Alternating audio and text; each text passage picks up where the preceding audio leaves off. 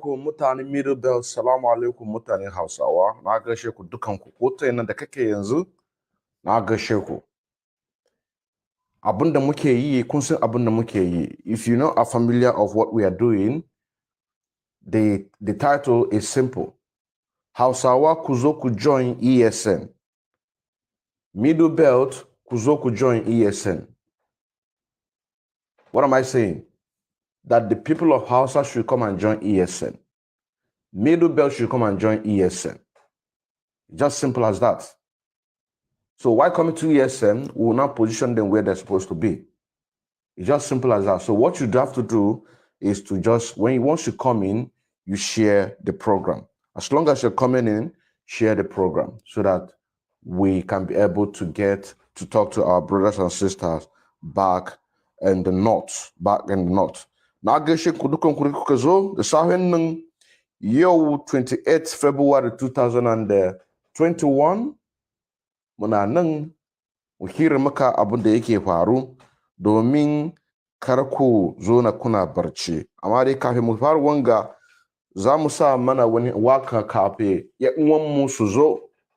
Zan sa mana waka kafin yan uwanmu zo. Mu dan jira kaman 2 minutes hakan ga kafin ya uwanmu mu gan kaman number din ya duka su suka tashi domin mu fara wangan aikin da muke yi. Assalamu alaikum, na gaishe ku.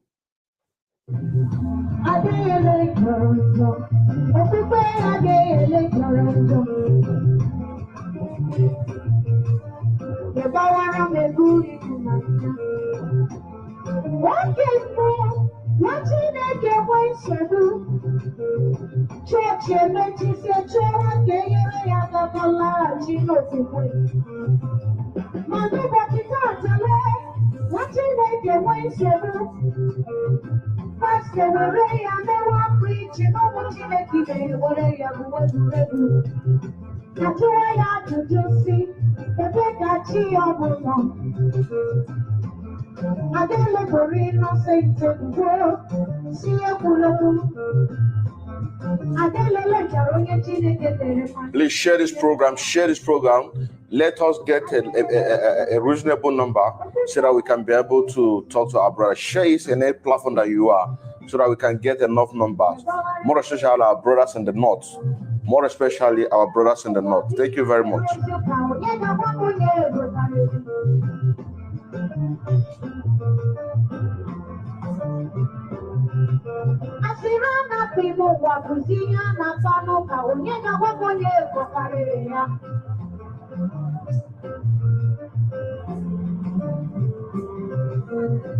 Da Allah ka shiga yanzu ka share wangan program din nan.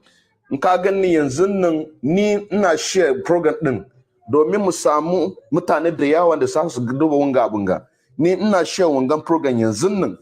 Saboda haka in ka shiga ka share wanga program ko ta platform da kake da shi yanzu nan ka share dukansu domin su san abin da yake faru. Once you are coming in, share the program. Keep sharing the program. Marsha brothers in the north, I am doing mine right now. Thank you very much.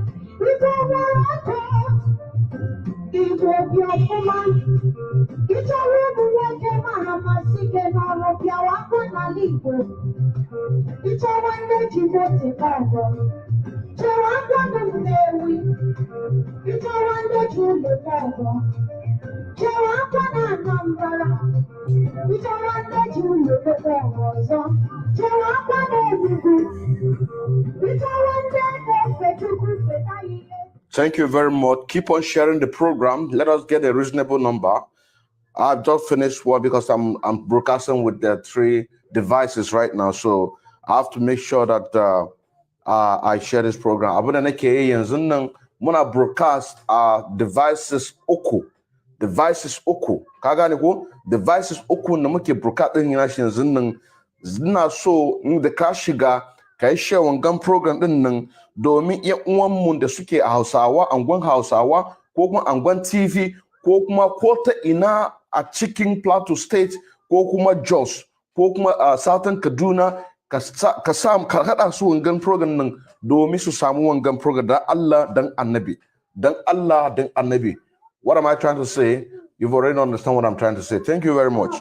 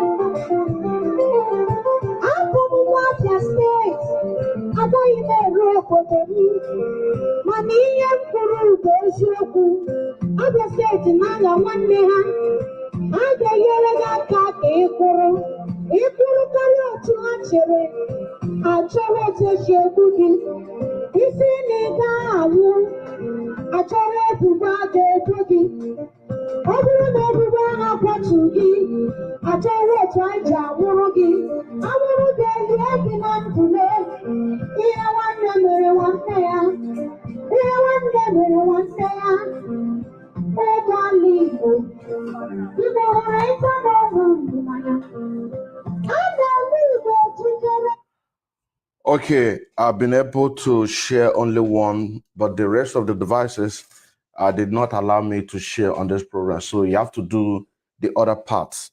Da Allah dan Annabi ka shiga yanzu nan ka share wangan program din nan. Muna broadcast the devices guda uku. Devices guda uku muke progress wangan program din nan. Na riga na share a Facebook guda daya, amma sauran biyun Facebook ba su yadda in share wangan program. Saboda haka da ka shiga yanzu ka share wangan program domin mutanen mu sun da suke cin angon Hausawa, angon TV, angon Jukun, a ko ta ina a cikin Benue State, ko ta Nasarawa, ko ta Lafiya, ko ta Jos, ko ta Maiduguri, Kano, Kaduna, Sokoto, ko ta ina domin su samu wangan abun da muke yi. Ka gane ko? Su samu wangan abun da muke yi domin muka ga muku cewa aikin da muke yi aiki Allah. Aikin da muke yi aiki Allah. Aikin da muke yi aikin Allah. Before we begin this program, like I said, what we do here, you just have to try to enjoy what we're doing, but I'm not here to preach to our brothers and sisters who are bona fide active member and also Biafrans as well. But I'm here to preach to our brothers in the northern part of Nigeria. So what you have to do, even if you don't want to stay on the program, just share the program. You can just go. You can just go. You understand what I'm saying now? You as a Biafra, because what I'm preaching here is exactly what our great leader Mazen Nnamdi Kanu have already taught us long time before now. So what you have to do, the moment you're coming in, if you don't have time to stay to listen to this program, what you have to do, just come in, share, then you can go. You have done your own contribution. You have done your own contribution. And wana naga sheku kwata inan da kake yanzu nan naga sheku kana Jos, kana Lafiya, kana Maiduguri, kana Sokoto, kana Kano, kwata inan da kake yanzu nan ko dai kana Makodi, ko dai kana Angwan Jukun, ko dai kana Angwan TV, ko dai kana Nasarawa, Benue State, ko dai Akwanga, Jos, ko ta inan da kake a cikin Nigeria, Northern Nigeria, na gaishe ku dukanku, na gaishe ku dukanku. Mun riga mun san cewa yau Lahadi, kuma akwai wa'ansu mutane duka za su je church yau. Ka gane ko? To, abin da muke tambaya wa'anga pastorancin nan, wa'angan pastoranci, menene suke ga muku? Suna ga muku ku shirya abin da zai faru? Ko dai suna nan hakan ga su karba tithe and offering? Wanga tambaya zaka tambaye pastorancin din nan, menene aikin su yau Lahadi? Yau Lahadi, I beg your pardon, I still remember as Innocent and Kenley Emmanuel, a bona fide active member of IPUB and the financial active member as well, here in Hamburg unit. Coming live to you from so many platforms in order to teach, to talk to our brothers and sisters. So, but I can wana, abunda zaka tembe pasuancin nan, pasuancin da yake yi ya karba tithe and offering, ko dai ya shirya ka abunda zai faru. Wangan tambayan nan zaka tambaye shi. Ka gane ko? Zaka tambaye shi. Menene yake yi? Yana pastoranci domin ya karba tithe and offering, ko dai ya shirya ku domin abin da yake faru ko kuma abin da zai faru daga baya. Abin da zai faru daga baya. Saboda haka ina so ku ji wangan program din nan. Kuna so ku ji wangan program din nan. Domin akwai wani analysis da zamu yi, wangan analysis nan da zamu yi, da in kuka ji shi sai mu yi analysis. Domin mun san cewa Nigeria inda yake yanzu nan, there is no mequatalism. Nigeria inda yake yanzu nan, there is no mequatalism. There is no mequatalism. Nigeria inda yake yanzu nan, there is no mequatalism. Amma da wanga video da nake ga ina so nuna maka, Fani Kayode, kun san Fani Kayode, yana iya ya gama Nigeria wai su tashi a barci. Abinda Fani Kayode yana sai gama Nigeria duka wai su tashi a barci. Domin in ba su tashi a barci ba, ka gane ko, wai abu zai lallace. Wai Nigeria zai lallace.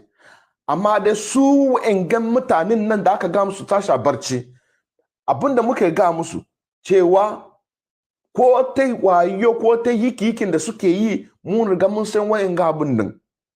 Ya za su yi su tashi a barci? In suka shiga daji, su je suna negotiate da terrorists. Kuma daga baya a cikin Biafra suna kakkashe mu. Saboda me? Wai mu daga flag. Ka gane ko? Saboda haka ina son buga muku wa'angan nan abun da Fani Kayode ya gama Nigeria. Ku saurare ku ji. Ku saurare ku ji. Daga bayan nan zana nuna maka abun da House of Rep debate, House of Rep da suke yi, House of Representative debate da suke yi. Wa'ingan debate din nan suna tambaya cewa menene president yake yi. Wai president din yana ɗora musu kai. President yana ɗora musu kai. Ka gane ko? Daga bayan nan zan nuna muku video da wai Nigerian police and army suna so su kashe Sunday Igboho. Ka gane ko? Nigeria babu mequatalism. in baka san abun da ba in baka san abun da ake ce babu mekwatalism in kana da abokanan Igbo ka tambaye shi cewa menene wangan abun nan babu mekwatalism wanga an hada shi da Hausa da Igbo domin ka san abin da muke hada. Nigeria inda yake yanzu babu mekwatalism in baka san abin da babu mekwatalism yake ka tambaye abokanan kan da shi Igbo. Ka gane ko? To, ka duba yanzu nan.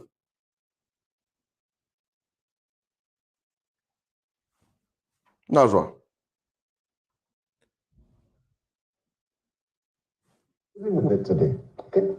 And I'm telling you today again, and note this and remember this.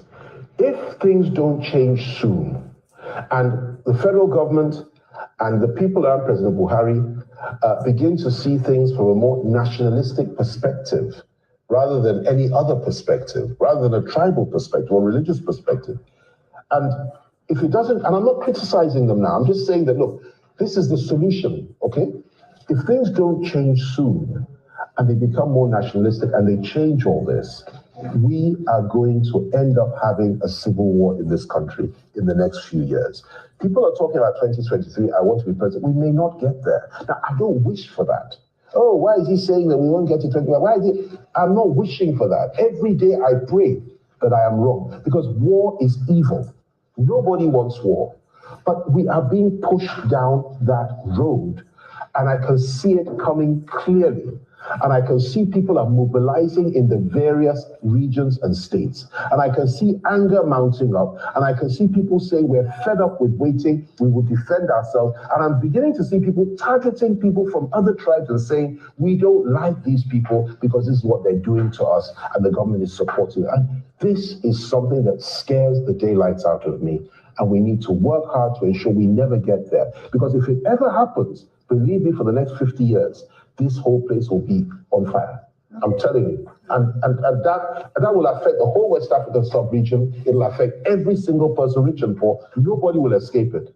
And we must never, never allow it to get to that point. Now, if you want to talk about a breakup because you feel you can't live together anymore. Ko ganin yan uwan mu kun girga kun saurari abin da nake faɗa domin wangan turanci ne ba inda zan yi in analysis wanga abin nan a English. Ka gane ko? Fani Kayode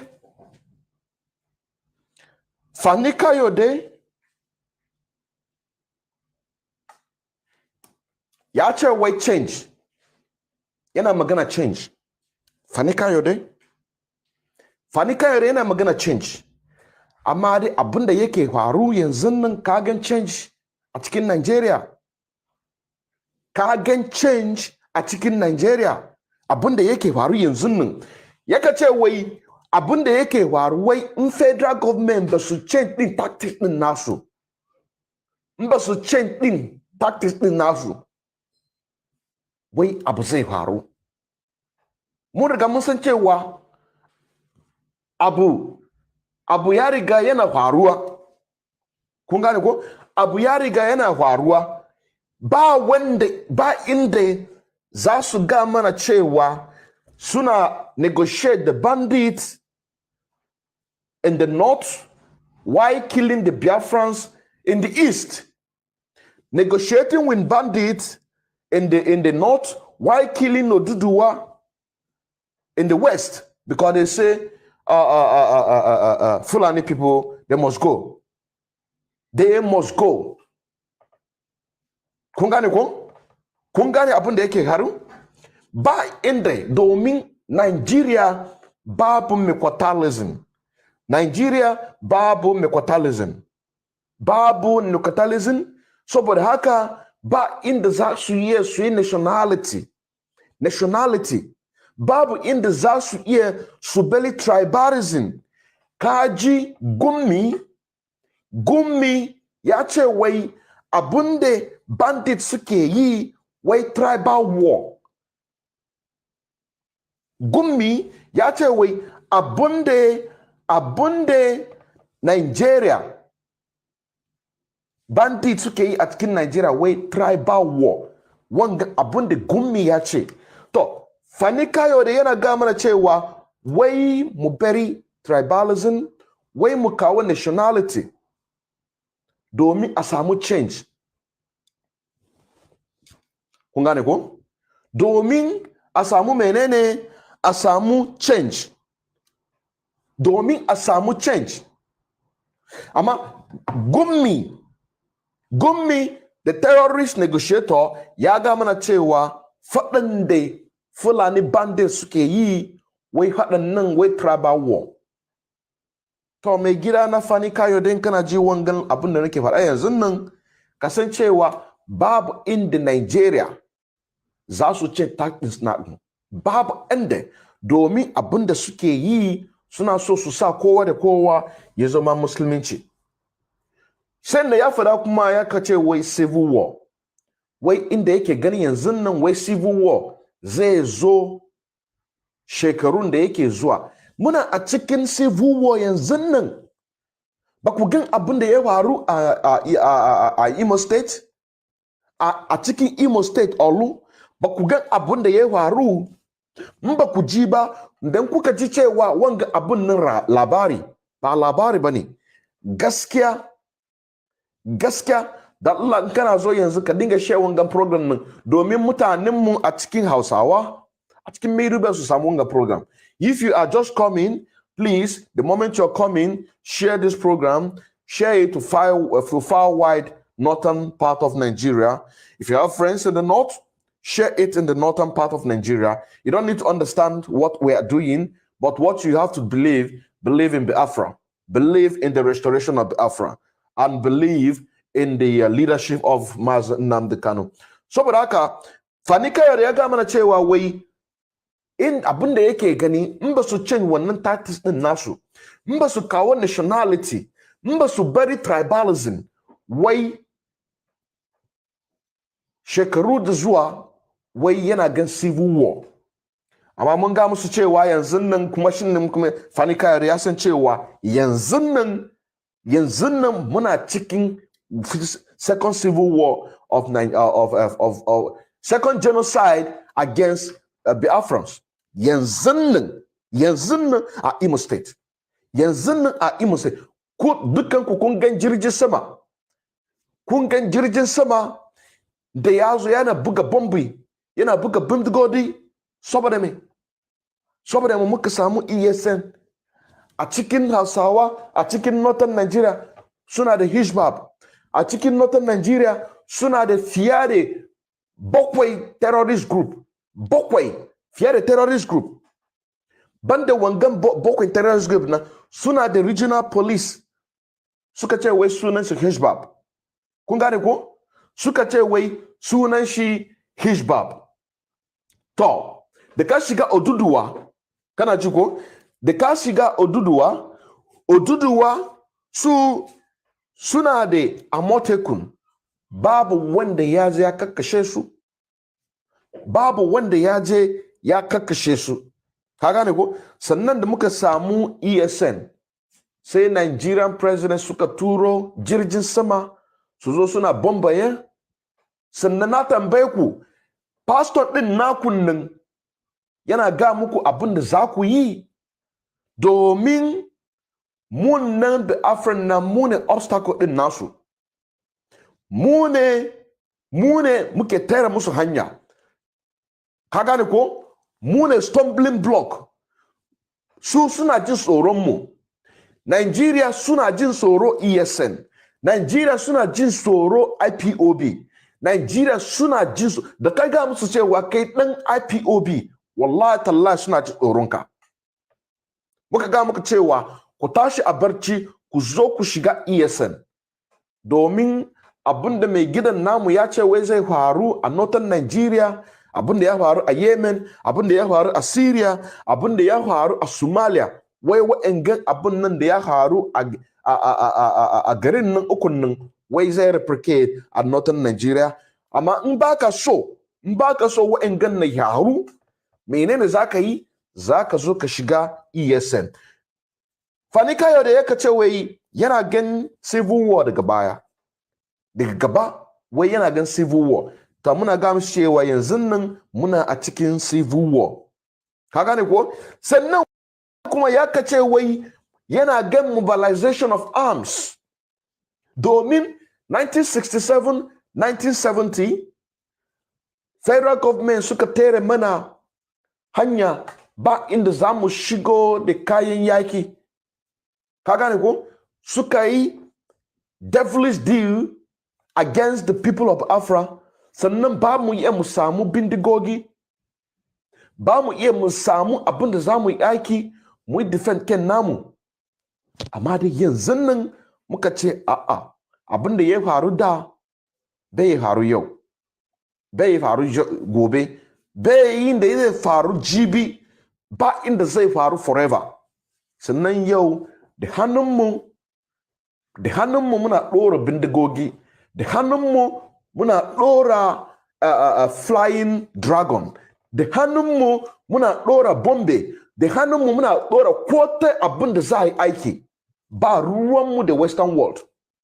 Babu ruwanmu da western world. Fani Kayode ya gaya kewa yana ganin mobilization of arms. Su waye ne yake man maganan nan? Waye? Yana ga mana cewa ya riga ya gan cewa mu riga mun prepare for this, whatever that will come, so that we can be able to divide and disintegrate Nigeria. Sannan kuma yake ce wai yana gan tribal mobilization. Yana gan wa'ensu tribe suna mobilize wa'ensu tribe. Wanga aikin nan da muke yi yanzu nan shine yake magana. Domin Nigeria ba su ce tactics din nasu ba. Ba su kawo nationality.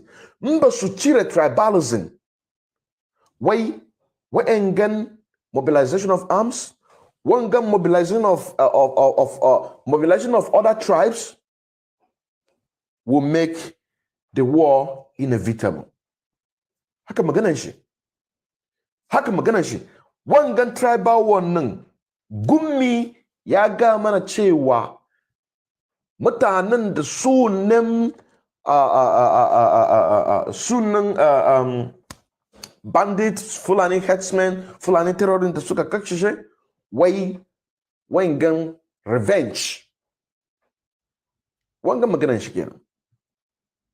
Revenge, tribal war. Tribal war. To, mu ci gaba. I don't need to analyze to you. If you are listening, share the program. If you don't understand, just share the program. Just what you have to do, share the program. Let's continue. Let us continue. Something entirely different. You can talk about it. There's nothing illegal. There's nothing wrong with that. There's nothing, in fact, it's actually vogue these days to say, look, self-determination. And we're interested in leaving the Federation. But even if that's the path you want to take, let it be done peacefully, not with violence. Let it be negotiated, not with violence, but with words. My fear is the way things are going, people are beginning to talk about this. People feel strongly about breaking off. Nobody's talking about it. After a while, somebody will get up and say, listen, we're going to break off by force. We're going to go. And that will enter another dimension, probably a war. And that's just, we just don't want that. Let me end with this, on this topic. I tell you that there is no body today in the East, whether you believe this or not, believe me, go and do your research, that can defeat Nnamdi Kanu, my friend and brother, in an election. Nobody. If you put all the governors of the East together to contest against Nnamdi Kanu in the East today, in an election, let's say, for the president of, let's say, a newly created Biafra, okay, he will defeat them hands down.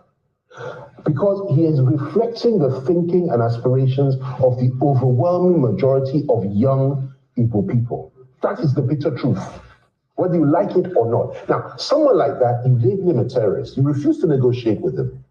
You're meant to sit down and talk to this guy, because he's not carrying arms. He's not. If he put 1 million AK-47s in the hands of his supporters, Nigeria would be in trouble. God forbid. So we are meant to discuss and negotiate with them. We may not agree with them. We may not share their point of view. And if they feel strongly about what they feel, what they're saying, what you're meant to do is woo them. Okay, fine. What are the issues? Let's look at this. Let's try and resolve it. And unless she now says, listen, whatever it is, I'm in love with someone else, I'm leaving you, which happens from time to time. Then you say, okay, let's do it peacefully. Let it not be messy and let it not be nasty. Okay? But that's the last resort. You get my point. But we don't have that here. And let me tell you, the agitation for Biafra, the same level of agitation is beginning to build up in the Southwest. That's what I have seen. And, you know, the younger ones are not talking about who will be president of Nigeria anymore. They're talking about this aspiration of Oduduwa Republic. And they're playing this anthem, which is a beautiful anthem, by the way. I love it. And they're talking about it, and they're thinking about it, dreaming about it, praying for it. And eventually you'll get to a point that you can't stand against it unless things change quickly and they are wooed back into order and they are given a reason to want to be part of Nigeria again. And that's what I think we need to do. So what place is the part of restructuring? Restructuring is something I've advocated for many, many years, even before I joined President Obasanjo's government. And the record is there. I believe in it. It's the way forward. But I'm sorry to tell you that nobody's talking about restructuring. We're just talking about it. National Assembly doesn't believe in it as a policy. The parties, you can talk about it from morning to night. We've been talking about it for years. It's not going to happen. You're not, unless you have a president that believes in restructuring, who says and does what he says he believes, which is very rare these days, and has the courage to get up there and say, I am devolving power from myself, moving into the states or the regions. You have to be there to do that. You can only do that with power from within. You can't do it through agitation. It's not going to happen. And that's the danger here. We all know it's not going to happen. We just know it's an ideal. If we restructured Nigeria tomorrow, this agitation would stop. This violence would stop. This evil would stop. But it's just not going to happen. It has not happened, and it will not happen. I know the Nigerian state. I was born into it, into the circles of power. I lived in this place, this next building, between the ages of 4 and 6, when my dad was deputy premier of the West. This very building, right next door here. Okay? And I know the Nigerian state inside out. It's not going to happen. I wish it would. It would save us a lot of problems. But it's not going to happen. So what do you need? Good governance. Kunaji, let us finish. It's almost just 26 seconds. Let us finish it up. Let us finish it up. And fair, equitable governance where everybody's treated equally. And opportunities arise for everybody, and there's no violence, no ethnic killings, and so on and so forth. That's what you need to do. But we don't have that today. So what's the result? Agitation to break up, and that's just where we are right now. I must sincerely thank you for coming on the program, and I must say it's been a wonderful time having you on the program. Okay. Kun rega kunji abun da yan wamu ya hara Mazi Fani Kayode. Mazi Fani Kayode. Domin he's married to a Igbo woman, so he can take the title of Mazi Kayode. After all, Yusuf Wike of River State, beg your pardon, he's taking titles. He goes to the north to take titles. God, he know that there's nobody who is interested in whatever they are talking about in the old Eastern Nigeria. What we are talking about right now is referendum. So, if you're just coming right now, please, brothers and sisters, I urge you to share this program. Once you just come in, share this program. I still remember as Innocent and Kendall Emmanuel, a bona fide active member of IPOB and a financial active member as well. We are here discussing about a restoration of Biafra. We are here educating our brothers and sisters in the north. Because as you can see, our brothers in the west, which is the Yorubas, they are waking up. Who did that? It is we, IPOB, we made it happen. That's what I'm saying now. If you see any little of changes in the damnable Zoliki Republic of Nigeria today, it is because of what hard work that the IPOB have put in place. That is why that you see changes that is going on. So we are also doing the same thing to our brothers in the north. You heard Mazi Fani Kayode saying that he have seen mobilization of other ethnic group mobilizing other ethnic group. You understand what I'm saying now? You have seen so many times when great Mazen Nnamdi Kanu always say that the waking of the Yoruba people will give us Biafra. That's what I'm saying now. Will give us the total disintegration of Nigeria. You have heard our great Mazen Nnamdi Kanu say that, and this is what is happening. You have heard him from Fani Kayode. Now, menene mai gidan namun ne Mazi Fani Kayode yake fara? Yaka ce yanzu nan abinda kowa yake so is self-determination and referendum. Ya ga mana cewa babu laifi a cikin self-determination, a cikin referendum. Wai babu laifi, amma dai Nigeria inda yake yanzu nan abinda suke so su yi Islamize kowa da kowa. In kai kana so ka zama musulunci babu matsala, amma dai wani ya shiga gidanka ya sa maka bindiga a kai ko kuma ya sa maka wuka ya ga maka cewa ka yarda da Allah. Dama ba na yarda da Allah, amma dai ban yarda da musuluncin da zai ga mun cewa wai bindiga zai samu bindiga in ban yarda zai kashe ni, ban yarda da wannan Allah ba. Musulunci zai ga mana cewa ya samu wuka a kuya ya ga mun cewa wai in ban yadda a musulunci za kashe ni, ka ci kuturma boro ubanka. Saboda haka Fani Kayode ya ga mana cewa abinda kowa yake so yanzu is self-determination and referendum.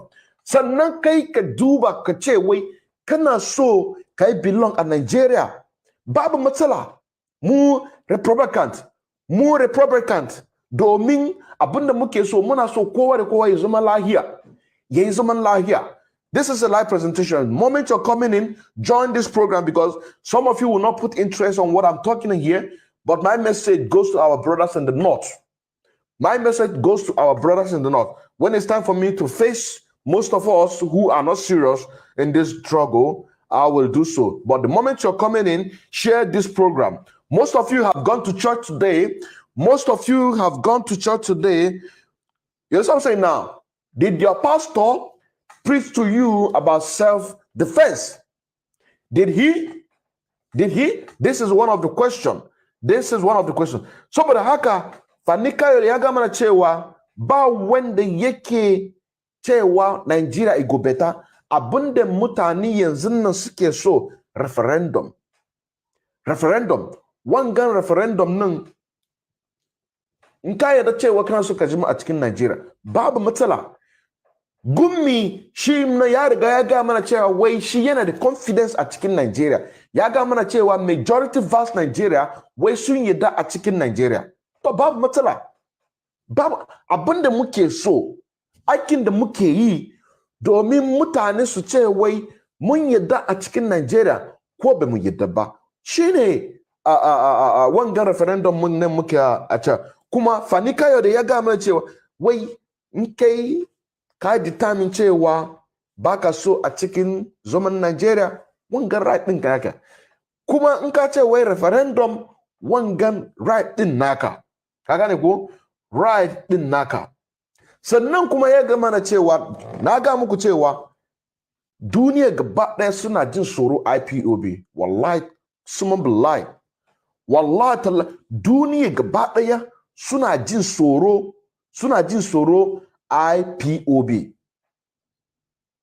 Duniyan gaba ɗaya suna jin tsoro IPOB. Sannan Nigeria na jin tsoro IPOB. Sannan kuma Nigeria na jin tsoro ESN. Nigeria kuma na jin tsoro Mazi Nnamdi Kanu.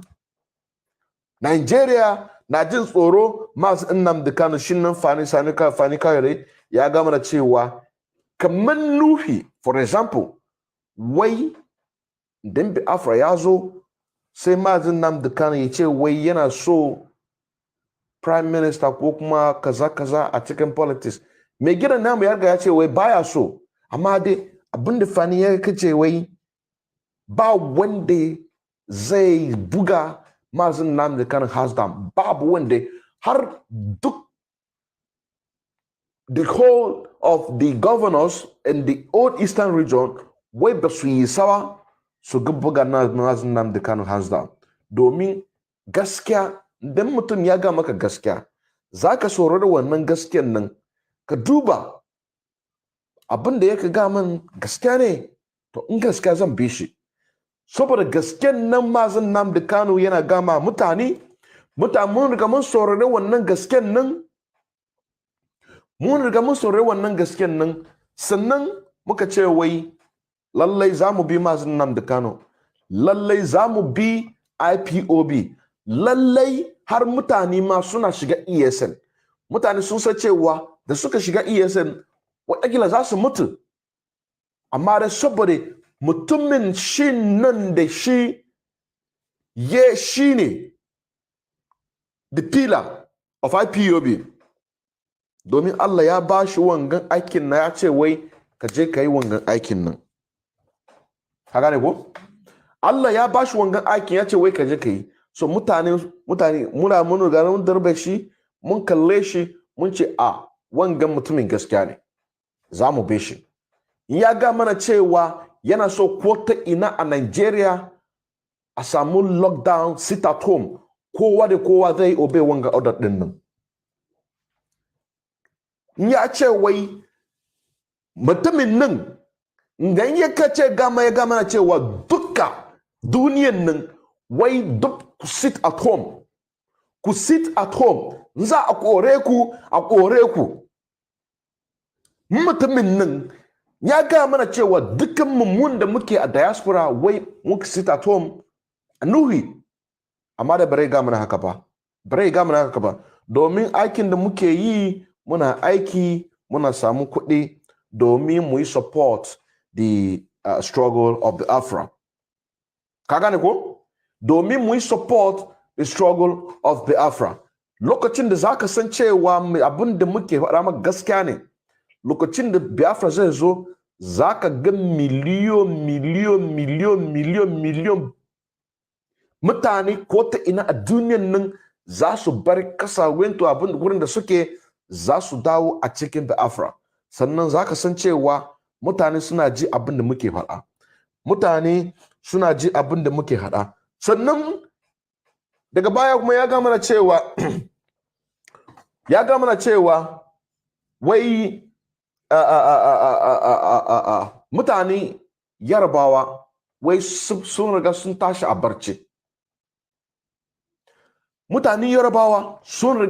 a barci ba wani da yake a cikin Yarbawa yanzu nan da yana da interest a president interest din nasu Oduduwa sun riga sun tashi a barci to mutanen nan sun riga sun tashi a barci ba wanda a cikin Yarbawan da suna da interest a president babu duk interest din nasu yanzu nan su samu Oduduwa Republic shine maganan nan da ya ce wai yana ganin wa'ansu tribe mobilizing other tribes wanga maganan shi ka gane ko domin IPOB mun riga mun tashi westerners from Barci ka gane ko mun riga mun tashi su from Barci daga Bacci shine yasa sune waka yanzu suna magana cewa abinda muke so Oduduwa abinda muke so Oduduwa sannan kuma matan nan ta ka tambaye ta wai ya restructuring ya za da restructuring sannan kuma ya ga mu cewa ba wanda shi yana da interest a cikin restructuring Fani Kayode ya ga musu cewa babu wanda yana da interest a cikin restructuring na Nigeria domin tambayan da muke tambaye ku tambaye su idan suka maku magana wangan restructuring nan idan suka muku wangan magana restructuring nan abinda za ku tambaye su menene Aburi Accord ka tambaye su haka kawai menene Aburi Accord idan suka ga maka cewa restructuring ka tambaye su menene Aburi Accord ka tambaye su menene yasa aka samu 1967 1970 Biafran genocide saboda me to bari ga muku saboda wangan restructuring Ojukwu ya ga musu cewa yana so kowa da kowa ya dawo a regional restructuring, police regional restructuring, komi da komi restructuring, komin da kake so, ko za ka buga law a yarenka. In kai ɗan Hausawa, za ka buga law ɗinka a Hausawa. In kai ɗan Kanuri, za ka buga wanga law ɗinka a Kanuri. In kai ɗan TV, za ka buga law ɗinka a TV. Ka gane ko? In kai kuma ɗan Jukun, za ka buga law ɗinka a Jukun. In kai ɗan Yoruba, za ka buga law ɗinka a Yorubawa. In kai ɗan Igbo, za ka buga law ɗinka. In kai ɗan Ijon, za ka buga law ɗin. Ko ta ina gari muna da more than 250 ethnic group and over 500 languages in Damdabu Zoological Republic of Nigeria. Abunda mai gidan namu yake so kafe a kashe fiye abunda ya fi miliyon 5. Ka gane ko? Wangan argument din na restructuring nan da kuke yi yanzu nan, mai gidan namu ya bring wangan restructuring 60 years ago. 60 ko kuma 50 something years ago. Ka gane ko? Ya yi wangan argument domin ɗan Kanuri ka buga law ɗinka a Kanuri. Ɗan Juku ka buga law ɗinka a Juku. Igbo ka buga law ɗinka a Igbo. Igodo ku buga law ɗinku a Igodo. Domin ba wanda zai iya cuce ku. Ka gane ko? Ba wanda zai iya cuce ku. Akwai mutane a cikinku da ba ku ji turanci, amma dai wangan Hausawan da nake yi yanzu kuna iya ku gane abin da nake fara. Kuna iya ku gane abin da yake faru a cikin Najeriya. Ka gane ko? Shine abin da muke so. Kowa da kowa ya buga law din a yaren da shi yana ji. Domin ba ruwanmu da turanci. Babu ruwanmu turanci. Wangan turanci ne, cuwa-cuwa ne. Wangan zigzag. Turancin nan wanga zigzag. Wanga turancin, wanga ba yarenmu ba ne. Ka gane ko?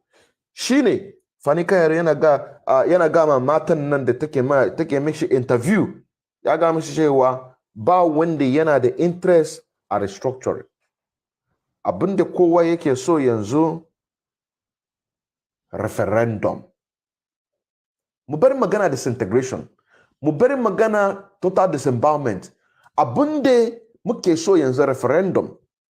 Domin komai abinda ake yi akwai process. Ka gane ko? Akwai process. Kuma process din nan shine muke yanzu nan. In kun saurare yanzu nan da ba mu yi wangan abin da muke yi a Hausawa. Domin da muna da aiki da yawa mu tashi in wanmu da suke barci inda muke muku yanzu nan. Inda muke muku yanzu nan da aikin da muke yi domin mu tada yan wanmu da suke barci. Yanzu fiye 99.9% yan wanmu sun riga sun tashi a barci. Abinda ya rage wa'angan political elite sun rage, amma 99.9% mun riga mun tashi a barci. Yanzu da aka yi referendum muka samu 99.9% suka ce wai ba ma so Nigeria. To menene za yi? Za ba mu Biafra ko ba ka ba? In ka samu 99.9% a cikin Yorubawa da suke so wai suna so Oduduwa, bara ba su Oduduwa ba ne? In kuka samu 99.9% a cikin mutanen Hausawa ko Kanuri, bara ba su Republic of Hausa? Idan kuka gani, kuka shiga a cikin Middle Belt, ku gani 99.9% da suka ce wai ba su so Nigeria, wai suna so Middle Belt to be independent. Ai za ba su ai. Saboda haka abinda muke yi what engam gradual process. Please share this program. Share this program. The moment you're coming in, make sure you share this program, because people are coming in, people are going. You might not understand what we're doing. You might understand what we're doing, beg your pardon, but the language is a strange thing for you. Most of us do understand the language that we're speaking, but what we're doing here is to talk to our brothers and sisters in the north, middle belt, so for them to be able to wake up from the sleep, because we have done so in the Yoruba land, and they are now beginning to wake up to speak the truth. We are also doing so to the Hausa land. We are also doing so to the Hausa land. Saboda haka mai gida mama na baba na gashe ku kunda kuka zo yanzu nan kuka share wannan program din nan, ku tare maman ku tare baban ku ga musu cewa da Allah zaka zo. Wa'angan program nan maganar Allah kenan, maganar Allah. Fani kai da ya ga mana cewa wai da ana nuhi, da aka nuhi akan ga aka samu wai president da shi ne ya yadda asali governmenti wai shi wangan government nan president nan wai zai restructuring. Ba wanda inda za sa shi a cikin Nigeria inda yake yanzu nan. Da wangan 1999 constitution ko dai kai world best of whatever da ka samu a mahadum ko kuma a karatun da kai ko kuma a university. Da wangan 1999 constitution, da wani mutumin da aka ce Abdulsalami Abubakar shi ya rubuta wangan constitution, babu inda wanga president din nan shi zai function viable. Babu inda shi wangan president zai function viable, kuma ba ma so restructuring, domin mun riga muka ce wai abinda muke so is referendum. So thank you very much, my brothers and sisters. We are live and direct, and the whole world is bearing us witness. This is a live presentation from me, Mazin Innocent Emmanuel, a bona fide active member of IPUB and a financial member as well. We are trying to analyze what Fani Kayode has said in his speech with one of the interview that he have. He's talking about change, that Nigeria should change. And we're asking them, how can Nigeria change while in the north, people are being pampered? Terrorists are being pampered like a baby, while in the east, why people who are clamoring for self-determination are being killed. He also talked about the nationality, that we need to come together in order to be able to create a viable country. But how can you find a country viable country where you have tribal war all over the place? Which he also mentioned saying about the tribal war, that we should think about the tribal war. But the man who called Gumi is also he said in one of his program that he had with the national television, that what the bandits are doing right now is a tribal war. So there's no way they're going to forget about tribal war. There's no way they're going to forget about the Islamization agenda, because Murtala Muhammad has sworn to dip the Quran into the Atlantic Ocean. Now the question is, when they dip the Quran in the Atlantic Ocean, that is to say that we are all going to die. So we better defend this sovereignty and die for something than to die for nothing. You also talk about the civil war that is coming in a few years, but we are here to let our leader, Fani Kayode, Mazi Fani Kayode, to also know that what happened last week last week or last 2 weeks in Nimo State in Olu, fighter jets who came to Olu in order to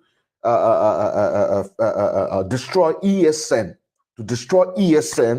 but unfortunately they met what they are looking for. And also the same week or the few days after, a plane crash with a train crash at Abuja, filled with military.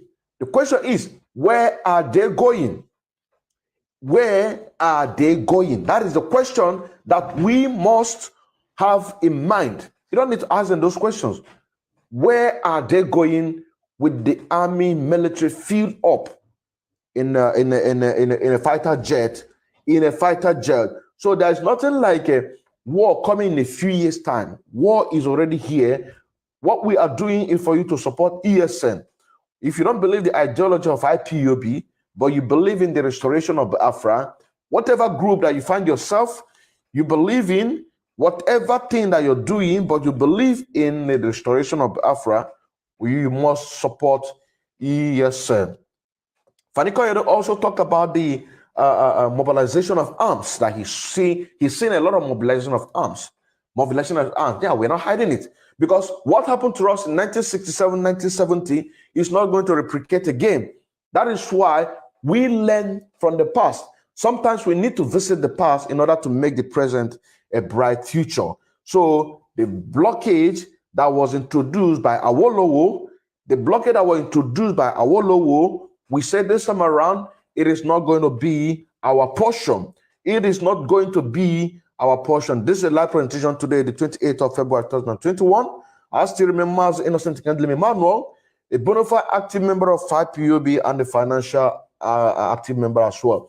If you have not shared this program, I urge you to share this program. Share it to our brothers in the north. Share it to our brothers in the north. Share it into our brothers in the north. The message is simply means Hausawa Kuzoku join ESN. Middle Belt Kuzoku join ESN. Meaning they should come and join ESN. That is People's Revolution Army. Because there's a platform created for them to participate. And you can also hear one of the programs that our leader Mazen Nandukam made a few days time. He said when people were asking from the coastal region, there are some people who were asking that ESN should come and protect their life and property. But what our leader said, the response, he don't want the scenario in a sense or the story that to say that Igbos have come to dominate. So you must mobilize yourself, at least 50 people. It's okay. Once you have 50 people, we will move men, we will move material, and your land will be, because when Nigeria is totally disintegrated, when Biafra comes, everybody will build his own region. That's right. Everybody is going to build his own region. A lot of people are asking this question, and I keep on answering whenever I'm able to do that. Just coming back from now. So the message is simple. Right now, where we are today, for the Hausa people to replicate what we have today in the northern Nigeria. You understand what I'm saying now? Like you likely hear this particular message that they should come and join the Eastern Security Network, meaning that last year, when our leader Mazen Nnamdi announced that every military that is having the zoo believe that Nigeria is not working should resign to join the Eastern Security Network, which the salary of which the Zoo Nigeria government giving to them at that time was 50,000 naira, and then 22,000 naira have to take off from that, meaning left with 48,000. So I also started to encourage the Hausa people, because our leader said it doesn't matter if you are a Hausa, it doesn't matter with, but as long as I believe that Nigeria is not working, you should make sure that you join. But then, the very unique something about this very program is this, that we started this program with this very title. You understand what I'm saying now? We started this very program with this very title, meaning that when Biafra being restored, then it's going to be on the history book of record of Biafra that there is a program like this. That is why we are making everything humanly possible to make sure that this message get to the north. This message get to the north. So, one another share kukota in the keke sunana Maz Odinkeman Kendelem Wachineke, officially Innocent in Kendelem Emmanuel. But because the very day that our leader Maz Nnamdi Kanu have to yap,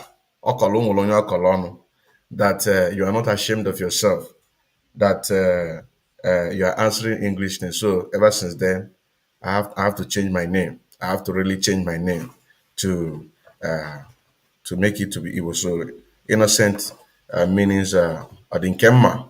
Nkendelim still like that. Then Emmanuel Mwachineke.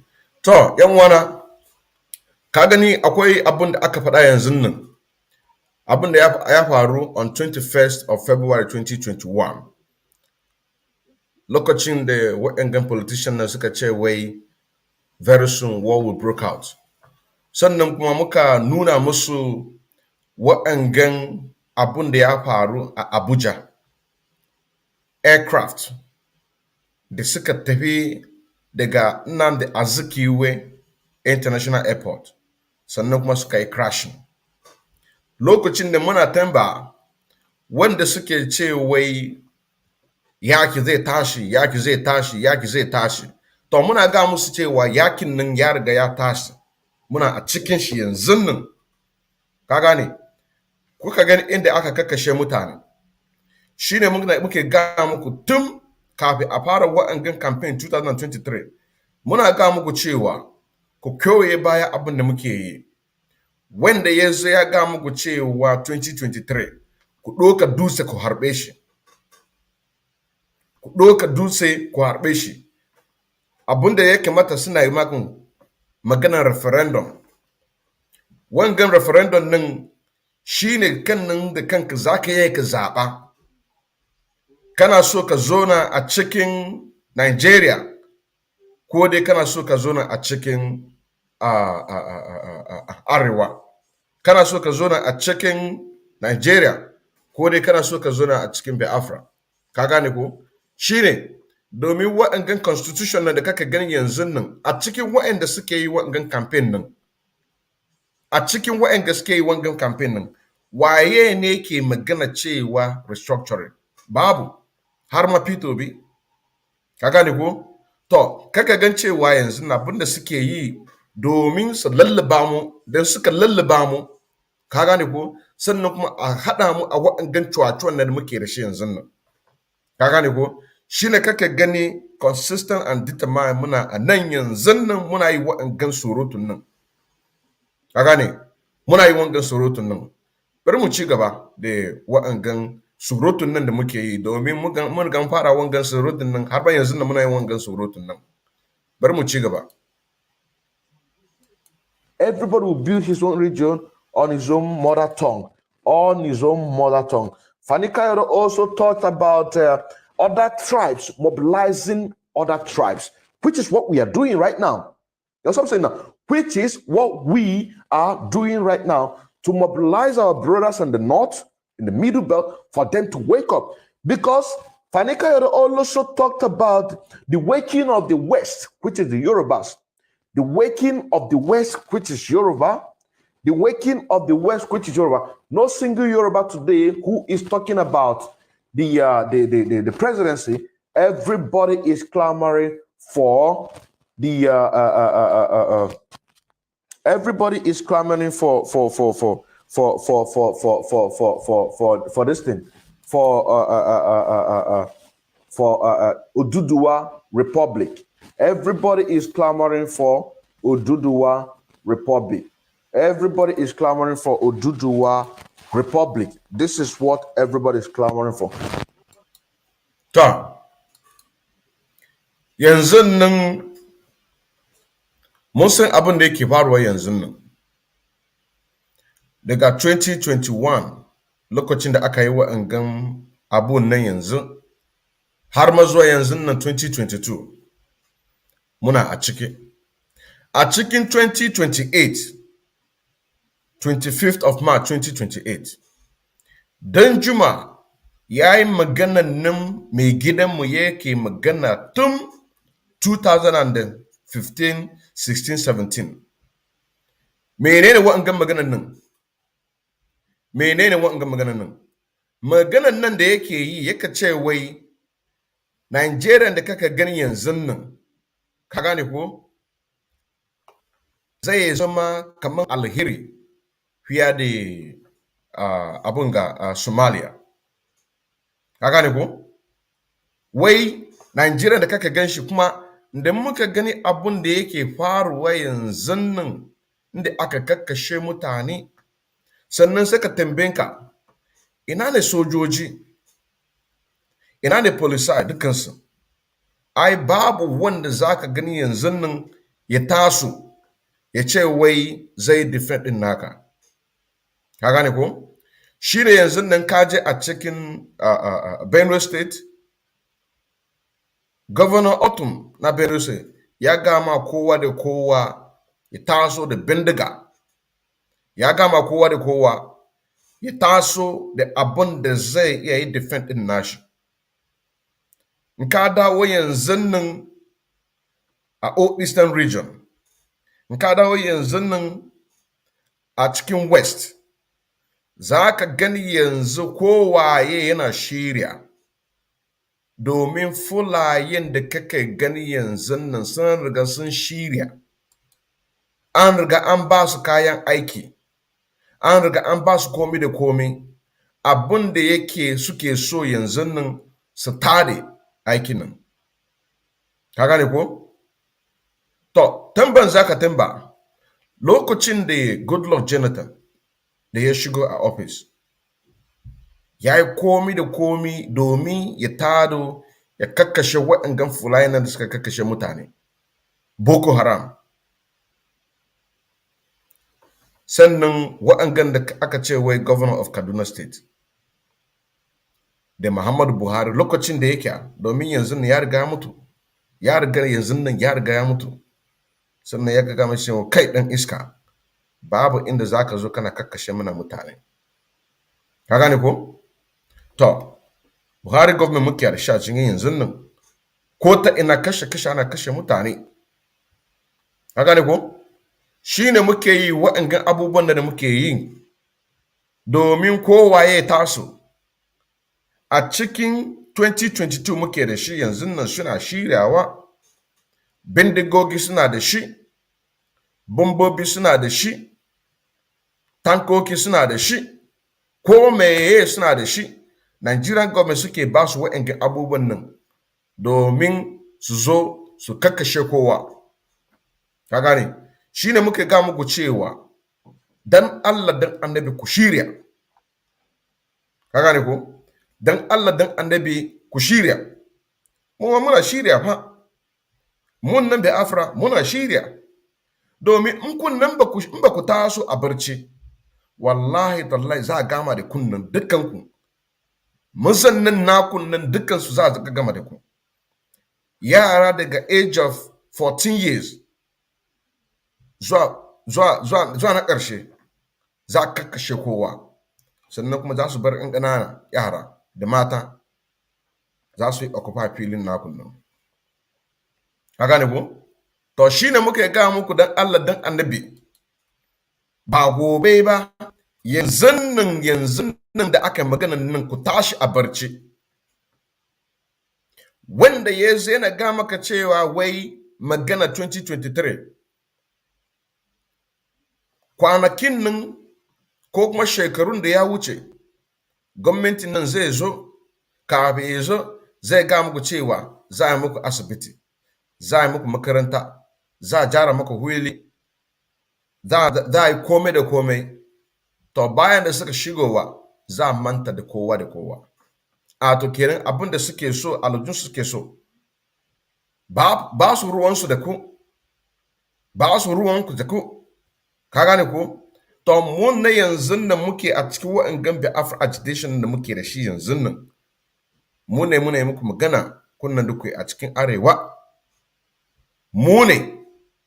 Ka gane ko? Shi ne muke ga cewa idan za mu iya mu samuwa a cikin satan Kaduna, ko da mata ko da maza, kannan ku zo kuna ga mana abin da yake faruwa. Kana gane ku? Ko da zo kuna ga mana abin da yake faruwa, don Allah don annabi muna roƙo ku. Don Allah don annabi muna roƙo ku. Yawwa, Immaculate Uche, biko ina no Hausa, abin ina no Hausa kan send da link biko. Ka yi mobile analysis. Immaculate, check and drop a link. Let me drop a link. Because I was just telling the Hausa people, no, they're going to get this message. If they don't get it now, they are going to get it later. That we need people from the northern Nigeria that can be able to boldly come out, even if they don't bring out their real name. You know what I'm saying now? Switch off the video, but we need information from that very side. We need to connect from there. We really need to connect from there so that we can be able to get what we want. We need to expose these people. We really need to expose them. Immaculate, please, let me send the link for you. Immaculate, you are invited, please. Come, let us speak small, sir. Sanu da yake. Yawwa, yawwa. Na gode miki. Dan Allah, dan Annabi. Immaculate, biko bia. Join our link. Open each other ka good irugo. Just click here, bata. Biko. Bata. Can't you go on screen? Let me put on the screen, please. Immaculate, say Sanu da Aiki. Please. Kizo Mudambuga Hausa.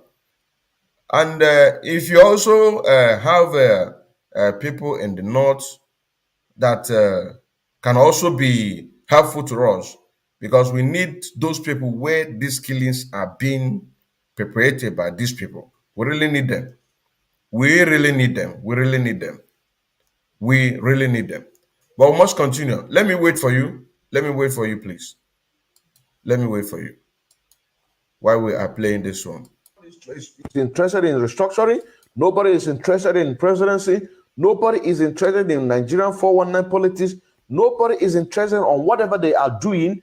What people are interested right now is the self-determination, which is what we are advocating. Kagane ko? Abun da muke ga muku tun kafin ma mu fara, mai gidanmu ya riga ya fara wa'anga abubuwan nan. Babu ruwanmu da presidency. Muna yi wa'angan maganan nan. Babu ruwanmu da komi a cikin Nigeria, domin ba mu yarda da Nigeria ba. Ba mu yarda da Nigeria ba. Ka gane ko? Domin Nigeria cuwa-cuwa ne.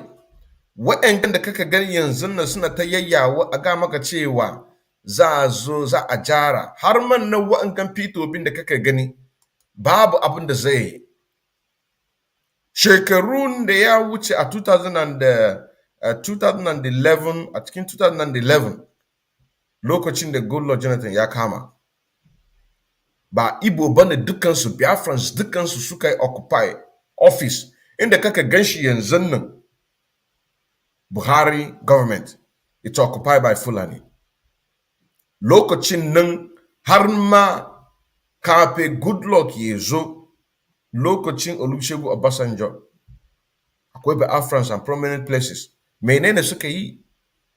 Bayan da Goodluck ya zo kuma menene suka yi? Prominent office. Ike Kwere Mmadụ ba shine Senate President bane. Kana gane? Ngozi Okonji ita ma tana gurin. A to kenan ba wanda abin da zusa ga maka yanzu nan promise da za su kai promise naka nan yanzu nan. Ka yarda da shi.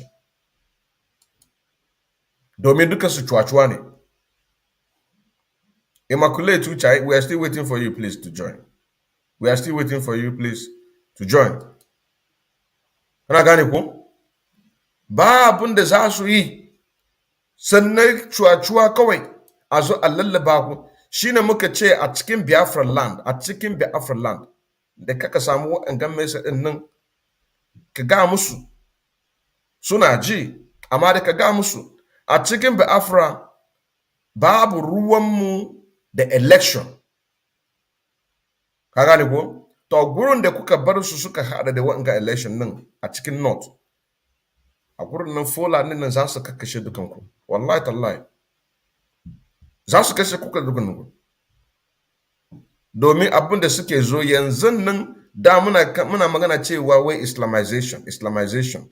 Amma da yanzu nan a 2022, ka gane ko? maganan fulanization suke magana. Maganan fulanization babu ruwansu da za ka sha ruwa, babu ruwansu cewa za ka yi zaman lafiya, babu ruwansu. Abun da suke so yanzu nan fulanization. Dan kana so, dan baka so, babu ruwansu. Babu ruwansu. Shine muka ga muku cewa dan Allah dan annabi ku ji abin da muke faɗa. Kane ku? Domin waɗannan Buhari gwamnatin da kaka gani yanzu nan sun riga sun haɗa level ground. A to kenan sun riga sun yi plaster kome da kome. Abin da ya rage yanzu nan su sha fenti, a kawo kayan aiki, su zauna a cikin gida. Ka gane? Abin da nake nufi da waɗannan Buhari gwamnati da kaka gani yanzu nan ya riga ya gama aikin nan fulanization da kaka gani. Ka gane ko? Ya riga ya gama the fulanization aikin nan, ya riga ya kakkashe, ya riga ya ɗoka majority post ɗin nan dukansu ya riga ya ba ma fulaye dukansu. Abin da suke so yanzu nan su yi su gama da aikinsu. Shi ne muka ga musu cewa yanzu nan babu inda za mu bar ku. Ka gane ko? Domin mun san abin da men sunan shi nan governor of Kaduna State a 2018 ya ce ya gama Goodluck Jonathan kowane soja ko kuma kowane mutum da ya kashe ɗan Fulani a to kenan Fulani nan ko kuma Fulaye ba su manta. Ko da shekaru ba su manta. Ka gane ko? Domin shi nan El Rufai ɗan Fulaye, Buharin da kake ganin nan ɗan Fulaye, dukansu ɗan Fulaye.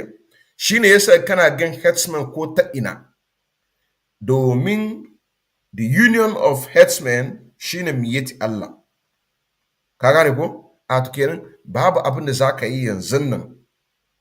Suna da template ɗin nasu. Template ɗin nasu su ɗauka wangan koran nan su sa shi a cikin Atlantic Ocean. Kana gane? Su ɗauka shi su sa shi a cikin Atlantic Ocean. Shi ne template ɗin nasu. Ka gane ko? Amma da menene za mu yi? Za mu yi resist ɗin nasu. Domin in ba mu yi resist ɗin nasu nan, in ba mu yi resist ɗin nasu, za a gama da mu duka. Shi ne muke roko ku, ko ta inan da kuke, ko za ka ji waɗannan sakon nan yau, ko da gobe, ko da jibi. Ka gane ko? Dan Allah, dan annabi, ku tashi a barci. Abinda waɗannan Fulani nan suka kakkashe a cikin yanzu nan, to ka shiga a Biafra land. Shekaran jiya, yara da sa su je aure aka kashe mana 14. Suka ce wai Ibubago an kashe su. Ka gane ko? To, waɗannan Ibubagon nan da suka kakkashe na mamman nan, terrorist kenan. Suna aikinsu a Biafra kaɗan-kaɗan, kaɗan-kaɗan, kaɗan-kaɗan, kaɗan-kaɗan. Ka gane ko? Ba su so su tare waɗannan yakin nan domin duniya gaba ɗaya za su tasu. Ba su so hakan ga. In suka tare waɗannan officially cewa sun yi declare war against the indigenous people of Nigeria. Ko da kai Arewa, Hausawa, ko da kai Yarbawa, ko da kai Middle Belt, ko da kai Biafra. Da suka yi declare waɗannan official war, a to kenan za ka gan CNN za a report ɗin nashi. Duniya gaba ɗaya za su san abin da yake yaruwa. za ka ga Al Jazeera, waɗannan big platform ɗin da kaka gani na media nan yanzu nan, za ka gan dukansu za su taso. Shi ne yasa suna ɗauka mana kaɗan-kaɗan. Ku shiga cikin Imo State, ku gan abin da Hope Uzodinma yake yi. Kana gane ko? Shiga a cikin Imo State, ka gan abin da wa'anga yake yi. Michael, you can come in. You can come in. Let us have a debate. You can come in. You are disappointed. You are just disappointed. Huh? Oh my goodness. Oh my goodness. Autopilot is the last lie. Come inside, let us have a debate. Eh? I just pump it. Let me pump it for you. You are disappointed. Hey, Michael MC Winter. You are disappointed, eh? Oh my goodness. Come inside. Let me drop a link for you. Let me drop a link for you. You can come inside. Eh? To, yan wanmu, muka shiga a cikin Imo State yanzu nan, inda aka kakkashe mana yan uwanmu. In ka shiga a cikin Niger, Maiduguri, so ko ta ina Yarbawa, Oduduwalan, za ka gan hakan ga ana kakkashe mana mutanenmu. Ka gane ko? Amma dai lokacin da Jonathan ya shigowa, yana so ya gaggama da wa'angan Fulani herdsmen. Akwai abin da ya faru a 2012. Suka ce wai clash between the Fulanis and native. A cikin Plateau State, abin nan ya faru. A cikin Plateau State, sannan Fulani suka kakkashe, sun kashe mutane da yawa. Lokacin nan, Goodluck Jonathan ya kace babu inda a cikin reject nashi nan ya gan wa'anga abubuwan nan yana faruwa. Ka gane ku? Babu inda zai zo na hakan ga abubuwan nan yake faruwa. Ka gane? Sannan ya yi visit wa'angan situation ɗin nan. Ya ba ma military order. Sannan kuma military suka kama wa'angan order nan, suka shiga a cikin local government gurin da abin da ya faru a Plateau State. Aka ce wai sunan shi Bakin Ladi local government a cikin Plateau State. Sannan aka gama resident ɗin nan, dan Allah dan annabi ku bar mana nan, muna so mu zo nan temporarily. Menene suke so? Su yi thorough search. I fish wa'angan herdsmen da suka kashe mutane. Sannan kuma sojoji suka shiga aiki. Suka kama armed herdsmen. Aka yi arrest ɗin nasu, aka yi persecute ɗin nasu. Domin ya ce babu inda shi as commander-in-chief zai zo da hakan na ana kakkashe mishi mutanen ɗan Najeriya. Ina ga muku abin da ya sa suka tura Buhari ya zo ya karɓa kujara na abun ga na Goodluck Jonathan. Saboda Goodluck Jonathan shi nan yana so ya gama da wa'angan Fulanization, Islamization agenda. Sai El-Rufai ya kace mishi a. Ka bari abin nan da kake yi. Ka bari wa'anga abin da kake yi. Ba ma so kana kakkashe mana mutanenmu. To, abin da za ka tambaya kanka, yanzu nan waye ne ke magana cewa menene Fulani suna kakkashe na mutane? Babu. za ka gan su hakan nan suna kalle fulaye herdsmen za su shiga a cikin anguwa hakan ga gama da mutane su shiga a cikin makaranta a kama mutane sai a buga telefon a kawo musu miliyon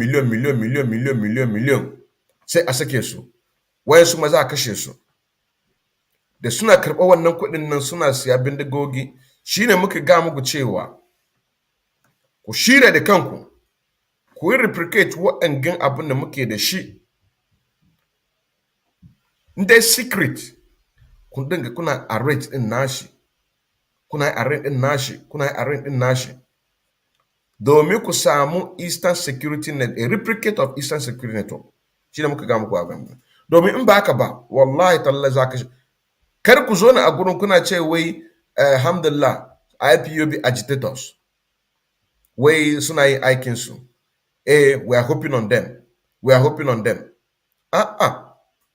kai da kanka za ka taimaka ma kanka inda Isa Ilbuba Prophet Isa Ilbuba ya ce wai ba yau za a ce a kashe 30 gobe za a ce a kashe 40 jibi habba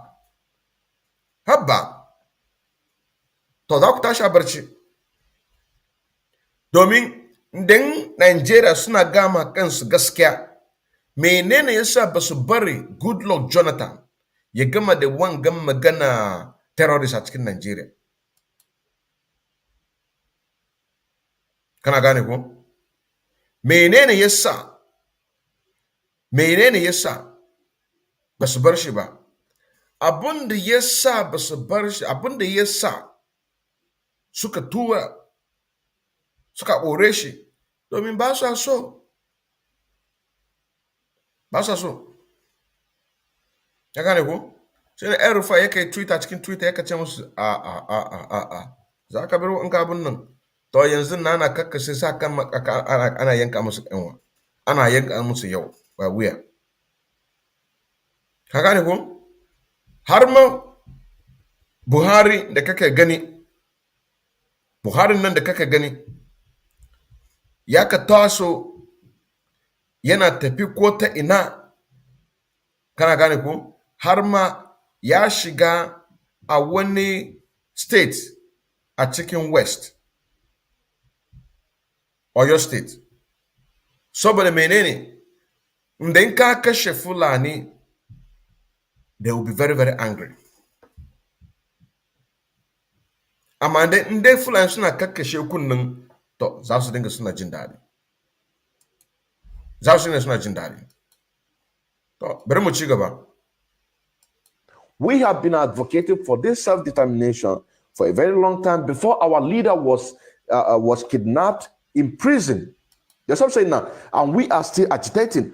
People are being killed. People are being gunned down. Thank you very much, Onyewa Asochianya. Onyenwa Asochianya. Thank you very much. Share. Share this program to our brothers in the north. Share this program to our brothers in the north. You can also hear our leader said, our Mazi Fani Kayode, because he's also our leader. He is also our leader. In fact, he is the only one who has come out to apologize for what the Yoruba did to us. But it's a one-man apology. You understand? Time will come when the whole Yorubas will come together to apologize. Even if Zeke betrayed them, politically, but they wasted the blood. That is why I said to you yesterday program that I made, the 10th edition. This is actually the 11th edition. If you have not watched the first, there's an introduction of this program. That is part 1, part 2 till 11th edition. I said to you yesterday on the 11th edition that if you are not in support of ESN and you are advertising yourself with the pictures and the deaths of our brothers, mothers who have died, including the 28 men who sacrificed their life in order for us to have our great leaders in Nnamdi Kanu, when the time for them to begin to take down the saboteurs, you will also be among. I'm telling you the truth. I'm telling you honestly the truth. That is exactly what Fani Kayodo is trying to say, that everybody is now beginning to wake up. It is now beginning to wake up. Now, we are going to go on the next video, that the lower chamber, in Damnable Zoological Republic system, they have lower chamber, upper chamber, and the executive. That's what I'm saying now. Lower chamber, upper chamber, and the executive. This same system of government, Canada is operating on this same system of government. Indian is also operating on this same system of government. British is also operating on this same system of government. Australia is also operating on this same system of government. And the USA, five countries that I just mentioned right now, they are operating on the same system of government that the Damnable Zoological is operating on. But the question is, why is Nigeria not going forward? Why is Africa not moving forward? The simple is that, based on a video that was leaked, which I have it, a professor either from USA or Britain, who is saying that the situation that the Africa is in today is deliberately meant to be so, that they created it, that they are the producer of ideology. That's what I'm saying now. They are the producer of ideology. So Nigeria, to remain in abject poverty, it is better for everyone, that whether it is Europe, whether it is US, or even now China, that it's always the same. What is the goal? The goal is this: to make sure that they got our material at a very cheap rate. That's what I'm saying now. To get our material at a very cheap rate in order to be developing their country. That is why I said to you, when Biafra comes, my brother, my sister, that time you will know that them, the Westerners, they will lose a lot of things. That is why they don't want Biafra to come. That is why... Kagani, wa'anga information nan da kaka gani yanzu nan. Akwai wani video, ban san lokacin nan, akwai wani leak video, dan bature, shi na professor, na ga kaman watakila professor at London ko kuma America. Yana ga ma yara makarantansu, sannan yaka ga musu cewa polisin da aka hada Africa duka, wai suka hada wa'angan polisin nan har ma da educational system, komi a cikin Africa suka hada shi domin Africa ya dinga yana jan baya. Instead of to move forward, za ka gan yana jan baya.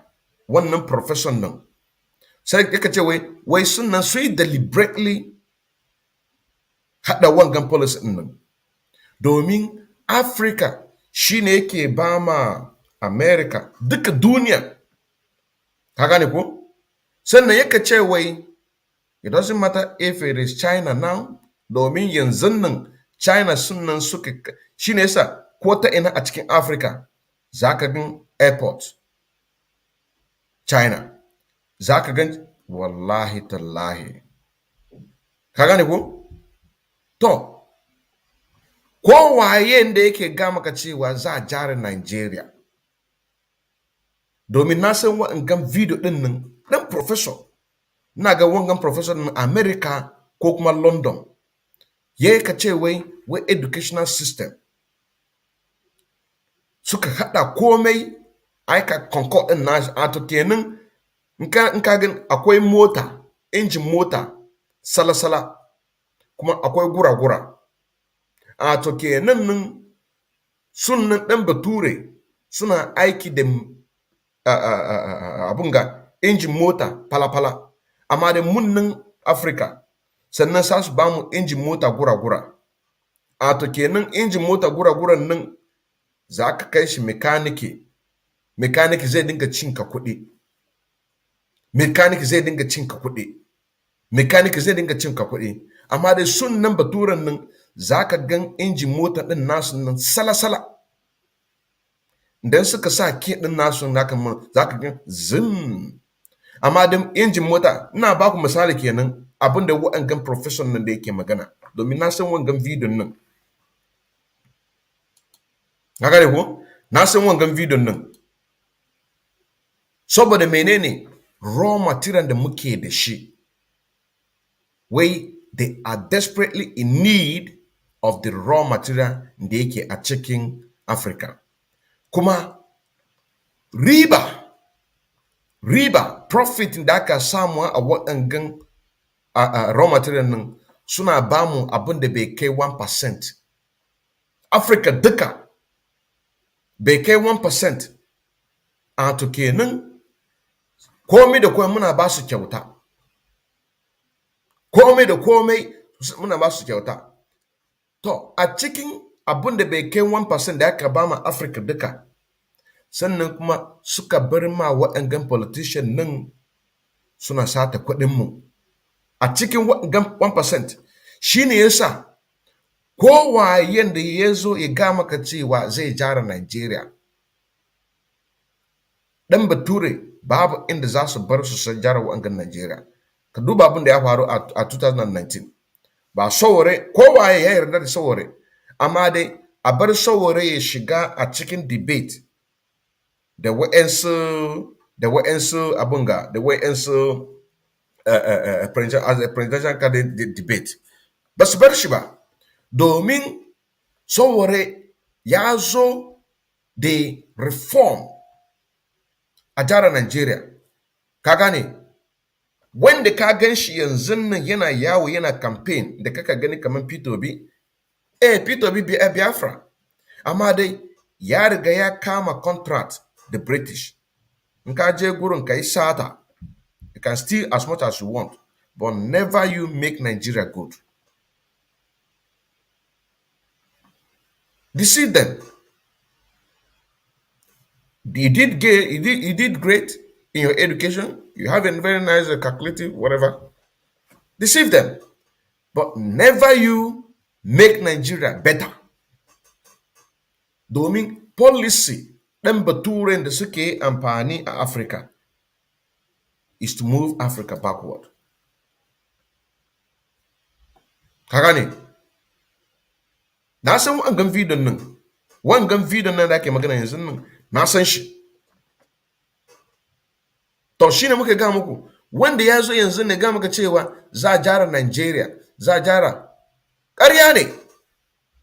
Dan suna so su yi jara Nigeria, menene yasa ba su bar Mazin Nnamdi Kanu? Muna yi agitation, mu ce muna so Biafra. Kun kama Mazin Nnamdi Kanu, bai muku komai ba. Menene yayi? Ya ɗauka microphone yana yin magana. Ka gane ko? Kuma kafin ya fara waɗanda agitation ɗin nan, ya kama protest gaba da British High Commission a cikin London the year 2012. Ya gama Nigeria government. Da Allah kashe na da kashe mutane a northern Nigeria ba da Boko Haram. Kowayen da yake so Nigeria ya kama, da Allah ku taso. Domin abin da ba mu bari waɗangan abin da ya faru a 1963, 1967 har ma 1970 aka kashe mana abin da ya fi miliyan 5. Miliyan 5 aka kashe. Babu inda za a yarda a bar wangan. Ka gane ko? To sannan da ya gani cewa Nigeria hakan ga, domin wangan policy nan ɗan bature da yake gadin Africa duka, aka haɗa shi, babu inda za a bar Africa move forward. 1% a cikin raw material da suke ɗauka mana shine za ka gan cewa za a zo a kwashe mana oil ɗin namu, sannan su kai shi a gidan ɗan bature, a je a yi refine ɗin nashi a kawo mana. Menene yasa ba su haɗa refinery? Domin ba su so mu tafi gaba. Ka gane ku? ba sa so mu tafi gaba shine yasa to a cikin 1% din nan kar ka doka shi ka hada makaranta ko kuma asibiti ko kuma ruwan sha ko kuma a jara fili a'a kai sata kana so sata ko shine yasa wangan politician din nan a cikin Najeriya dukan su farawo, they are criminals dukan su idan suka shiga office zaka gansu suna looting ina ne suke kai wangan kudin nan gidan dan bature za a je a yi banki din nashi a gidan dan bature su waye ne suke ci wa'angan riban nan yara dan bature za su shiga banki su je su karɓar loan ka gane ko da suka karɓar wangan loan din nan su tada business hakan ga to mun nan yanzu nan muna a cikin dan bature mu zo muna yi musu aiki a to kenan second class slave kenan kun nan da kuke a cikin Nigeria kun ne first class slavery mu yanzu nan mu ne second class slavery domin da kuɗin mu da waɗannan ɓarawon nan dukkan nan da kaka gani yanzu nan suna ta yawo suna campaigning wai suna campaigning 2023 2043 dukkan su ɓarawo wangan kuɗin nan duka yanzu nan suka haɗa shi a can sannan yara citizens of the ko dai UN ko dai America dukansu za su ɗauka wannan kuɗin na loan su ta da company to a cikin company nan kamar ni yanzu nan ɗan Africa ɗan Biafra da na zo gurin in yi aiki dan ya kamata a dinga biyan ni kamar 3,000 euro hakan ga normal to za a yanka kuɗin nan ana bani kamar 2,000 amma da ɗan bature da yake aikin da nake yi shi nan za a ba shi kamar 3,000 euro to zai ka dinga tambaya menene hakan na in ba ka so saka policy din nasu kenan a nan da kaka gani to shine muka ga muku ko wayen da yazo ya ga maka cewa za a jara Najeriya ƙarya ne dukkan su barawo saboda wa'anga abin da wannan professor nan na san video din nan zaka yi professor din yana da kaman abakan ga yana nuna musu the reason why we make Africans to be poor because of the many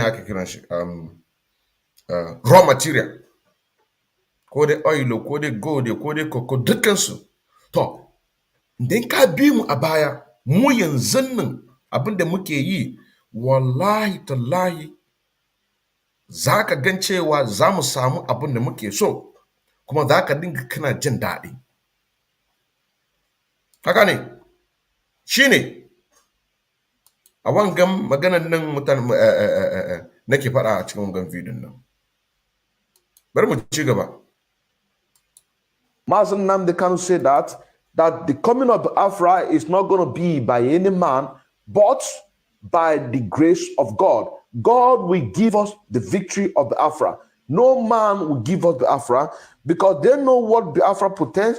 That is why in 1967-1970 war, Awolowo introduced a federal blockage. They introduced a federal blockage to us. That is to say that if they leave us in a playing field ground, Nigeria is nothing. You know what I'm saying now? It is nothing. That is why this time around, we have prepared ourselves and we have said that we are not going to make the mistakes of the past. We are not going to make the mistake of the past. This is a live presentation. I still remember as Innocent and Candle Emmanuel, a bona fide active member of IPUB and the financial active member as well. I hope that you who is watching me right now are also in support of the restoration of Biafra, because most of you in Africa right now, most of you in the damnable Solid Republic of Nigeria, suffering. It is because the Western world wants you to remain in abject poverty. They don't want you to go to school. They don't want to have infrastructure. Matter of fact, they want you to remain where you are. That's what I'm saying now. Then they will throw few changes, few peanuts to the political elite. Why doing that? They will be struggling themselves, trying to pick what remains from the master's table. Instead of them organizing their own table, This is a live presentation today, the 28th of February 2021. I still remember Innocent and Kendley Emmanuel coming to you live from here, my platform, and we welcome you. Once you come in, don't just enjoy the program. Make sure you share this program to our brothers in the north. Share this program in our brother. If you have a brother, if you have siblings who are in the north, I urge you to make sure that you share this program. You have gone to church today. I believe, thank you very much, good afternoon. I believe that your pastor taught you in a sense that you have to prepare yourself in the future, what is to come. Because today is Sunday. The program, the worship, and the ceremony that we did yesterday, if it were to be all this mega church, what you will see flying on the screen is put your tithe and offering. But you can see how we have been able to worship God in truth and honesty. You have seen how we've been able to worship God in truth and honesty.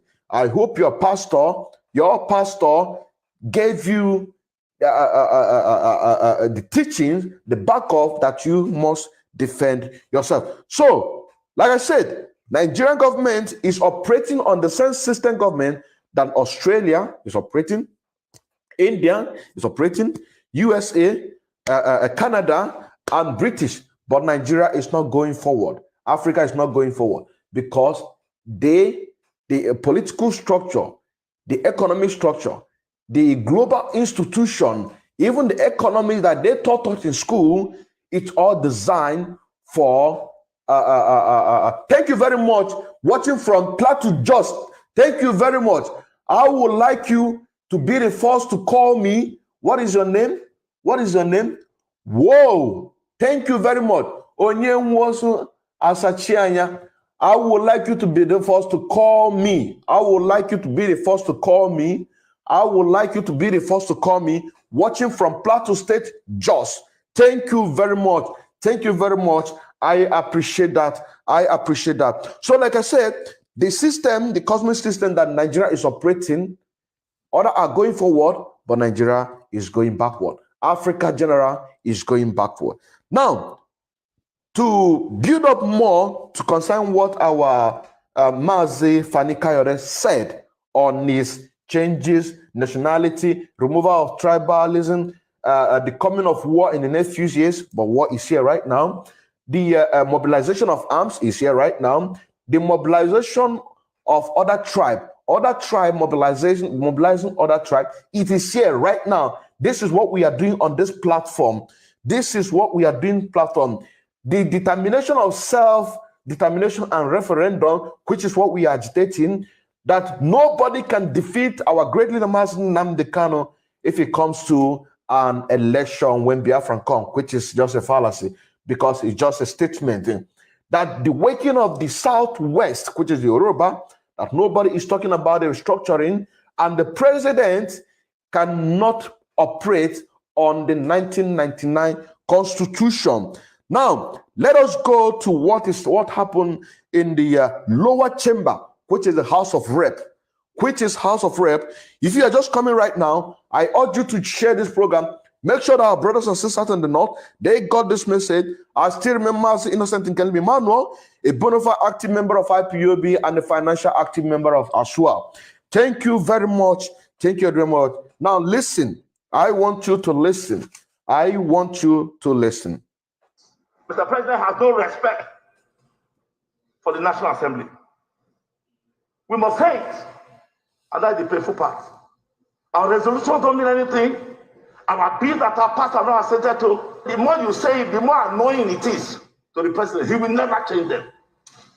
Therefore, Mr. President, please, I want us to have a costly look at Section 143. Section 143 is not about removal of Mr. President. There are certain actions that the National Assembly can take. I am not saying the president must be removed. No, it will be premature. But let us take a resolution signed by 1/3 of us, of members of the National Assembly, and sent to him.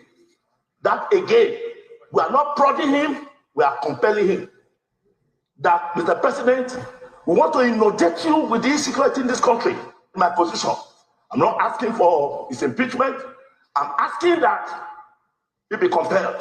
Is Mr. President waiting for us to bring a formal motion to the floor of this House to say we pass a vote of no confidence? Is that what they are waiting for? We should sit down within ourselves and say it as it is and take appropriate actions. Mr. President, if you have any problem with that, allow the Senate to do it. We understand your position. You're in a difficult position. But let me tell you, Mr. President, God will ask you.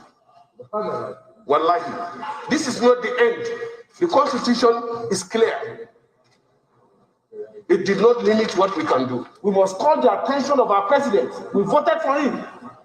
Nigerians voted for him for the fact that we are consistently, as a government, failing in our responsibility under Section 42B. There should be a specific resolution in that one. It's a constitution. All of us here, just our colleague earlier today, swore to uphold the Constitution. The presidency is not an award. It's a call to duty. And when you call a man to duty, he must be dutiful enough to know when the buck stops on his table. And right now, Mr. President, the buck, as far as security is concerned, stops squarely on the table of Mr. President. This government has failed all of us. There is no doubt about that. If we decide that government must do something before we will produce the budget, I am sure they will be up and doing. Since Friday, over 300 children have been moved. Then we have security people who are just collecting money and building big houses in Abuja. And then we say that we can only pay lip service. And then we say we are representing the people who are not representing them. We must address this issue the way it is. The level at which people are killed,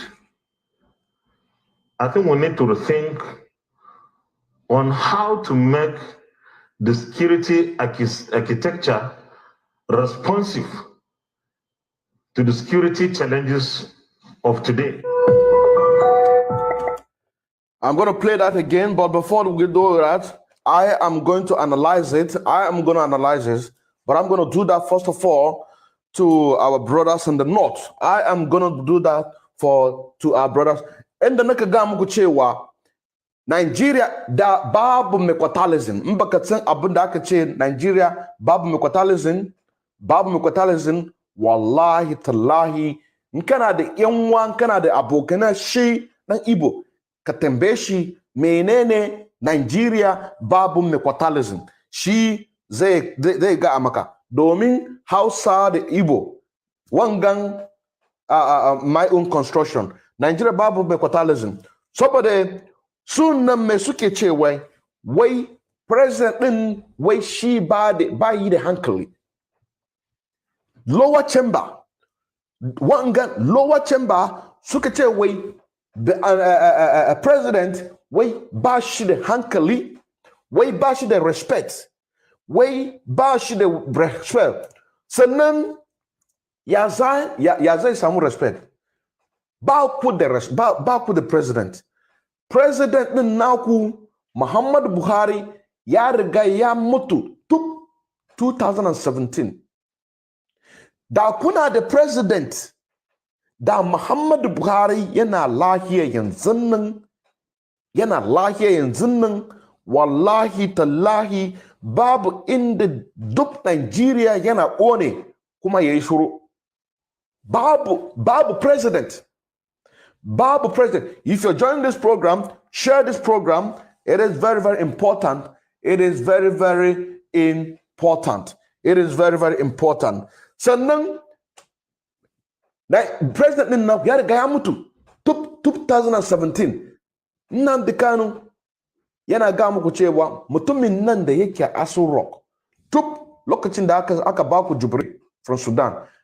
Mutumin nan da yake a cikin Asoro, wangan mutumin nan ba Buhari bane.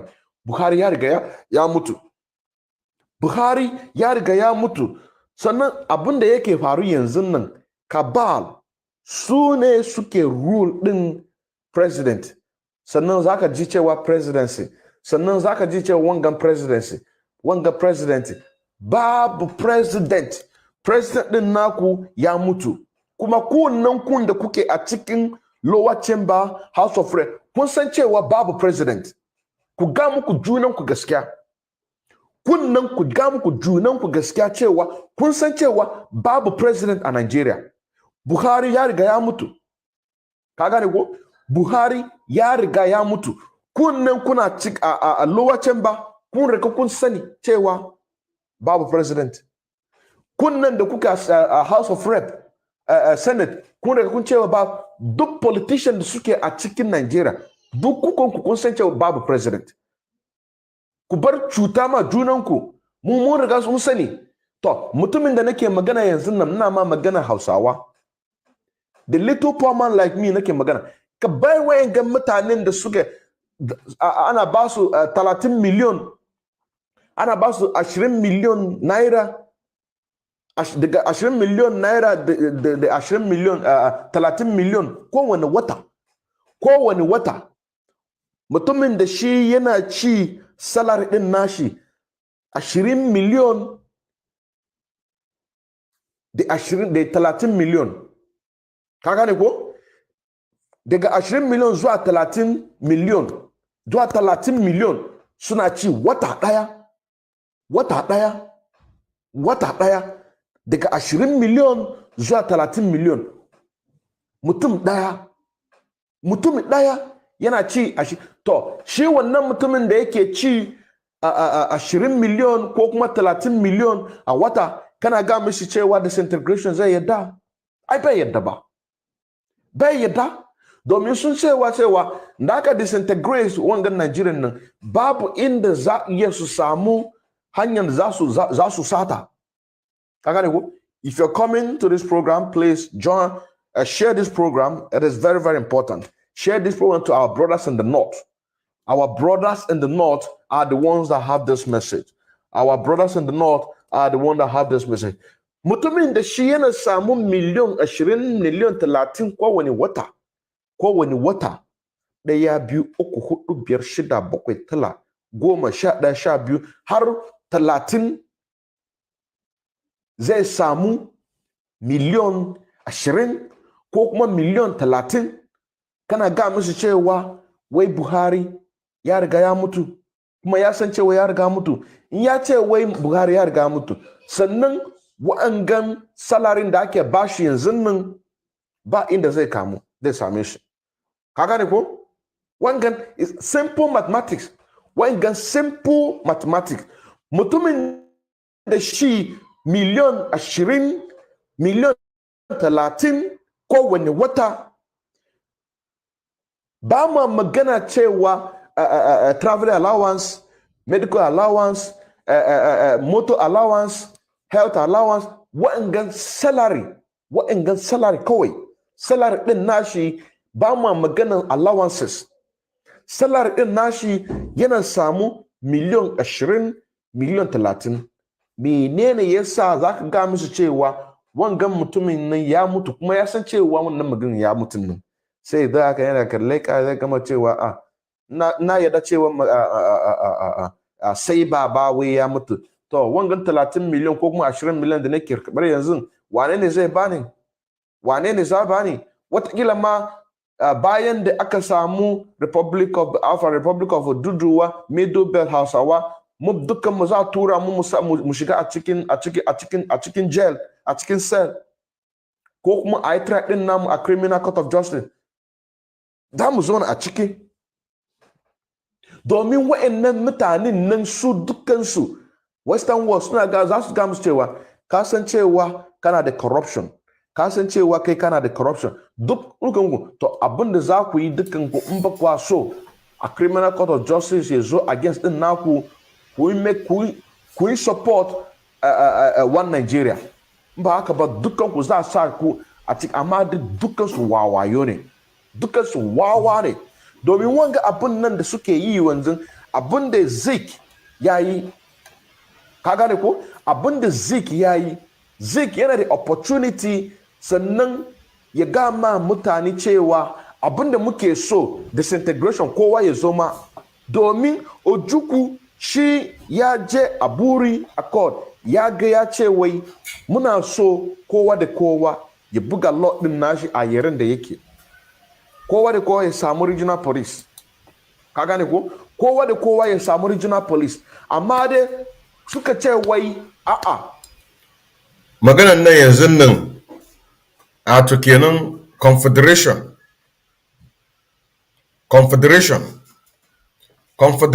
cewa ai kun sa abin da ake ce confederation a to kenan Biafrans sannan ko kuma Old Eastern Region yanzu na maganan 1963 abin da ya sa suka kashe miliyan 5 Biafrans.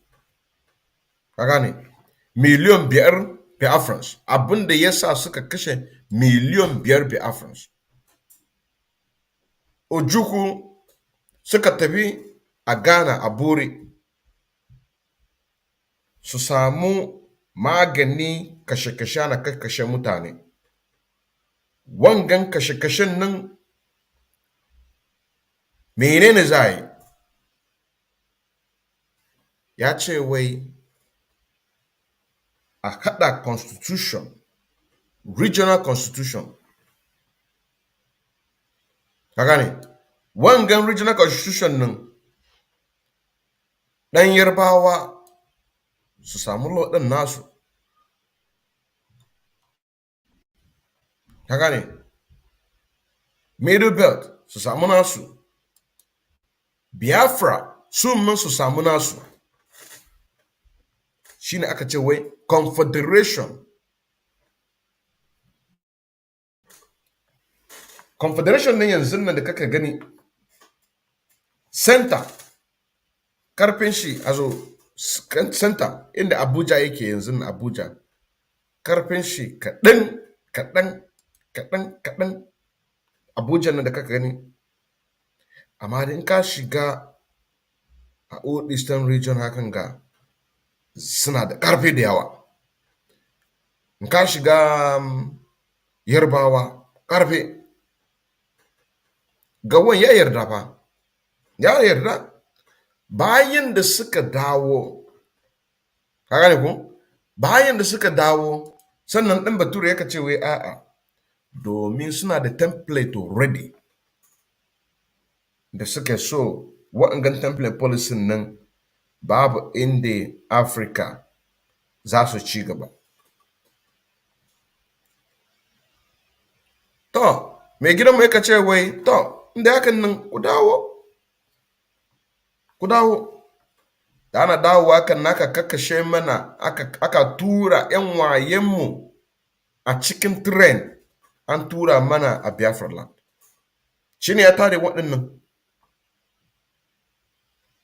To, abin da za ka tamba kanka yanzu nan, lokacin da suka rubuta waɗannan 1999 constitution, menene ya sa ba su haɗa waɗannan confederation?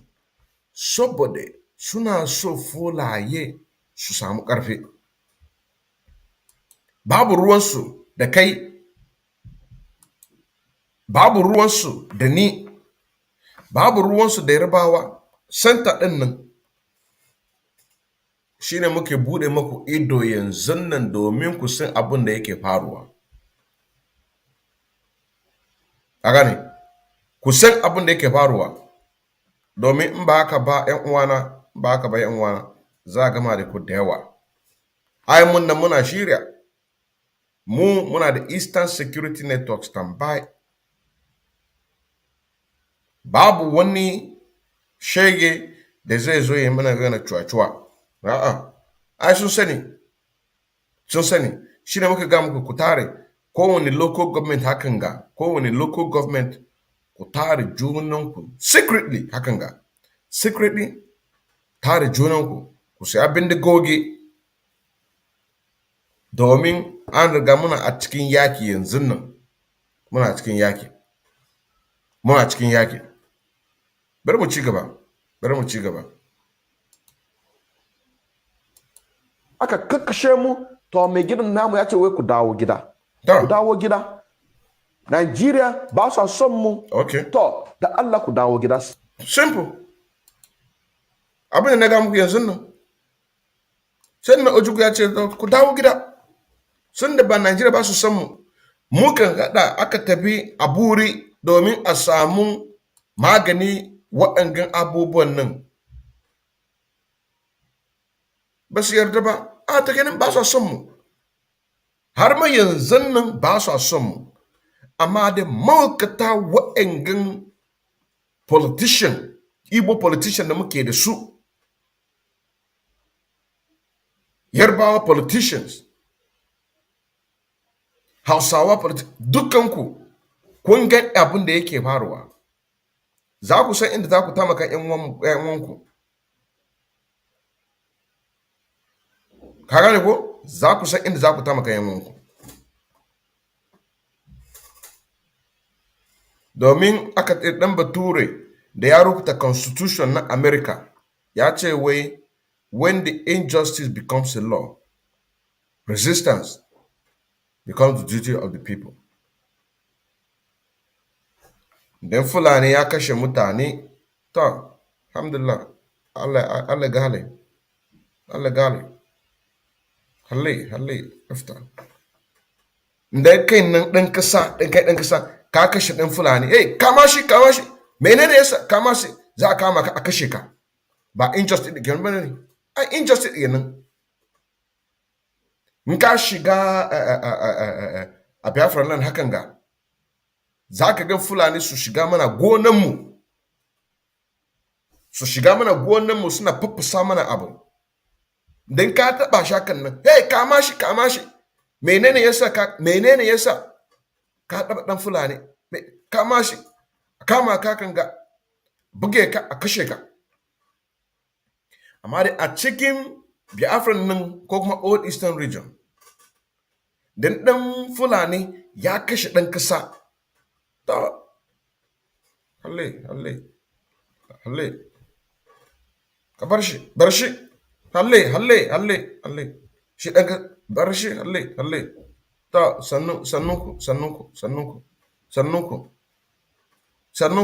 menene sannunku ka zo kana kakkashe mana ƴan uwanmu ga mana sannunku abin da ya zama ka ga muku abubuwan nan domin ku san abin da yake faruwa domin muna a cikin yaki yanzu nan suna ko ta ina sun ƙarshe Buhari ya riga ya shishirya da kasan nan dukansu ya riga ya shishirya dukansu ya ba su bindigogi aircraft dukansu ya riga gaggama da su abin da suke yi yanzu nan suna ɗaukar kaɗan amma sun riga sun shirya kai na yanzu ka riga ka shirya dan ka samu wani sakon nan ka tura ma ƴan uwanka ko ta ina ko dai a cikin Maiduguri ko ta ina dan ka samu waɗannan sakon nan dan Allah ka tura ma ƴan uwanka yanzu sai na ka tura ma ƴan uwanka domin su samu abubuwan nan mesa din nan da muke bako a Hausawa domin mun san cewa akwai waɗansu a cikin kun bako su turanci shine yake sa muka yi wangan Hausan nan ka gane ko shine suka muka yi wangan Hausan nan domin kan nan ka sani cewa we are at war in baka bayin baka sani ka gane ka san cewa muna a cikin at war muna a cikin war ba muna tambako ko ya raji menene yasa muna so wa'anga abubuwan da yake faruwa muna so mu ji ko ta ina da kake ka samu wangan sakon nan ka tura ma ƴan uwanka ka gane ka tura ma ƴan uwanka in kana Maiduguri tura mai in kana a cikin Katsina ka tura mai in kana Adamawa tura mai in kana a cikin Niger ka tura mai Lokoja tura mai Benue State ka tura mishi Gombe tura mishi Kaduna mutanen Kaduna Southern Kaduna muna son ku da Allah muna son ku ƴan mutane ɗan Northern Kaduna bari mu buga maka layi na in ka samu waɗannan mesa ɗin nan da Allah mutanen Kaduna Southern Kaduna +49 162 88 91 513 wa'angan social media lamba na kenan. Muna son mutane Hausawa da za su zo su tada media da mu suna ba mu abin da yake faruwa abin da yake faruwa a Northern Nigeria. Kuna in ka shiga sai ka kulle video din naka. Idan sunanka Muhammad kana iya ka sa Ali. Idan sunanka Bashiru kana iya ka sa Muhammad. Sannan ka dan juye shi hakan nan dan Allah dan Annabi. Dan Allah dan Annabi. Ga lamba na nan. Ga lamba na nan. +4916288915513. Dan Allah. Muna son mutane Hausawa da za su tare a cikin wa'angan midiyan nan da muke da shi. Hausa program nan. Domin ina so hakan na mu zo na hakan ga muna yi analysis. Ana ba mu evidences. Intels. Abin da yake faruwa a Hausa. A cikin wa'angan state nan dukansu. Ka gane? Muna so, Allah. Northern Nigeria ko kuma North Central, North East. Dukansu, North West. Dan Allah dan Annabi. Dan Allah dan Annabi. Muna son ku. Muna son ku da Allah. Dan Allah muna son ku. Bari mu ci gaba. We must continue. We must continue. Sannan za mu dawo gida aka kakkashe yan uwanmu a Hausawa a Northern Nigeria. Aka kashe mutane a Northern Nigeria aka tura su a cikin train aka kawo mana su. To yan uwana yanzu kuma kana gama wani cewa yana a cikin Senate yana cikin House of Rep ka ga musu cewa wai Buhari ya riga ya mutu. Ya san cewa Buhari ya riga ya mutu amma dai daga baya sai mai babu inda zai saurare ka. Babu inda zai saurare domin wanga 20 million nan da shi nan yake samu wangan 30 million nan da yake samu kowane wata salary babu ba mu magana allowances. Peter Obi yanzu nan har mashin nan bai san cewa Buhari ya mutu bane. Ai babu inda zai yi tambaya wangan tambaya. Wangan Peter Obi nan da kaka gani obedient ya san cewa Buhari ya mutu. Ka gane ko? Ya san cewa Buhari ya mutu. Ya sani yana tambaya. Expose mazin nan da Kano yayi cewa Buhari ya mutu. To abin da zaka tambaya kanka yanzu nan. A cikin wa'anga amended charges da za a ce wai amend Kano mazin nan da Kano charges. Mazin nan da Kano charges. Menene yasa ba su sa charge cewa mazin nan da Kano ya ce wai Buhari ya riga ya mutu a 2017 a London Hospital. A asibitin yake a cikin London. Menene yasa ba su sa wangan charging nan ba? Nigeria ya riga ya expire an gama da shi a 2014. An gama da Nigeria. Ya gane? An gama da Nigeria 2014. Ka gane? Nigeria is fake. Shine muka ce ko ta inan da kake in kana a cikin North Central, North East, North West, North South, dan Allah dan Annabi ka buga mana Allahin nan domin mu tare program Hausa program. Mu tare Hausa program mu create a Hausa media.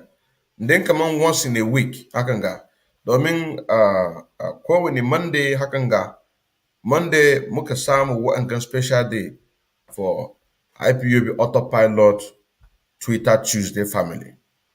Ka gane ko? A to kenan muna yin mu zaba Tuesday. Bayan Tuesday nan sai na Wednesday mu shiga wani abu. Dai kaman once in a week ko kuma twice in a week hakan ga. Mu tare wa'angan Hausa program nan. Dan Allah. Dan Allah. Da muna tare shi hakan ga muna analysis hakan ga kana gama abin da yake faruwa. Idan kana kalle ni karka ji kunya. Hey, za a san ka. Za a san muryanka. Ka ɗauka wani abu ka sa ba a cikinka. Ka gane? in ka ɗauka wani abu hakan ga ka duba bari ka gani ina son sa abu a baki na yanzu nan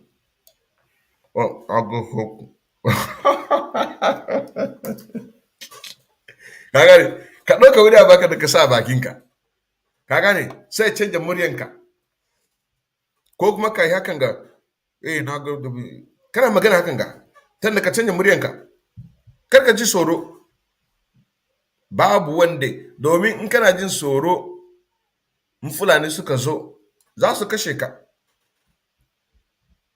kuma dan bature babu inda za su yi CNN ba su ɗauka shi za a je a baku refugee camp IDP to shine muka ga muku da Allah dan annabi idan kuka samu sakon nan ga lamba na +49162889113 ka buga mana waya ka ga mun cewa mu tare wa'angan aikin nan dan Allah dan Allah dan Allah dan Allah dan annabi ka gane ko domin mu tare aikin nan mu ci gaba bari mu ci gaba domin aikin muke yi aikin Allah ba mu magana health allowances kuma dukansu in ba su da lahiya za a ɗauka su a jecin abroad okay kuma a wurin da abin da muke da shi a cikin Najeriya yanzu nan sai ka ga mun cewa za su yadda ba su yadda ka gani ba mu da asibiti su wa'angan nan politician nan in ba su da in sun samu ciwon kai ko kuma ido ko kuma cikin su yana dame su za a kai su London hospital amma da kan dan ne yanzu nan dan baka da jike za ka mutu shi ne muka ce wai abin da muke so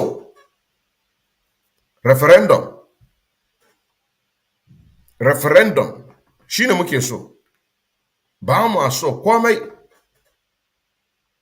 referendum muke so domin da wa'angan referendum za ka gani you will have your right ka zaɓa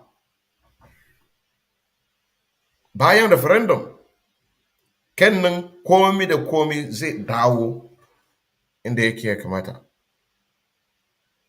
ka gane ko komi da komi zai dawo inda yake kamata bari mu ci gaba ka gane ko ba za su yadda saboda haka nan na kuma magana cewa ku abin da muke ga muku ku tashi a barci ku shiga ESN ku shiga ESN to shikenan mutanen Yarbawa sun riga sun tashi a barci ku Hausawa kuma ku tashi a barci mun san cewa yanzu kuna yi wa'insu abubuwan yanzu nan kun gane ko kuna sorore mu kuna ji abin da muke fara amma yanzu ku tada dushenku in kun tada dushenku tashi ku tada dushenku amma dai maganar ESN ne yanzu nan ba yanzu ba domin wa'angan program da kaka ganin yanzu nan a cikin 2021 muka yi wa'angan program nan 28 of February 2021 ka gane ko muka yi wa'angan program nan ma lokacin da aka yi wa'angan program nan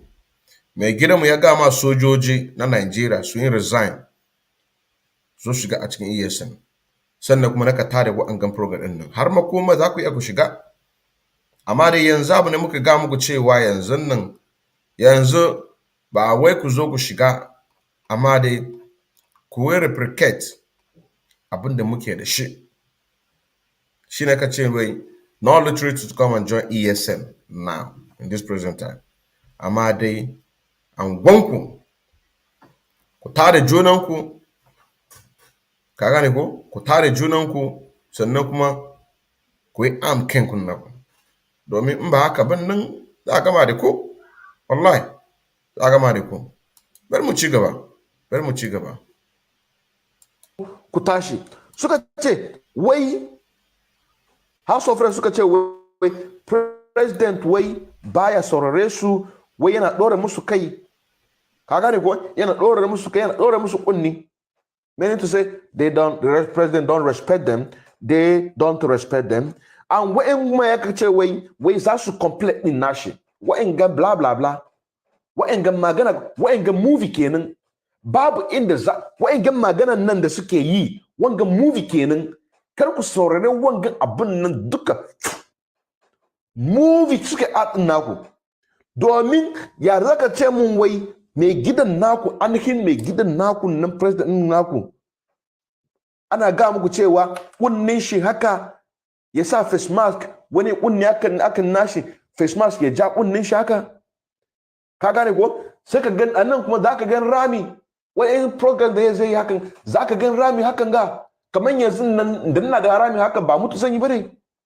Kana ga mutum wayan ga House of Rep ba su ji ko ba su gani, suna gani. Ko kuma lokacin da saraki lokacin da yake kalle shi hakan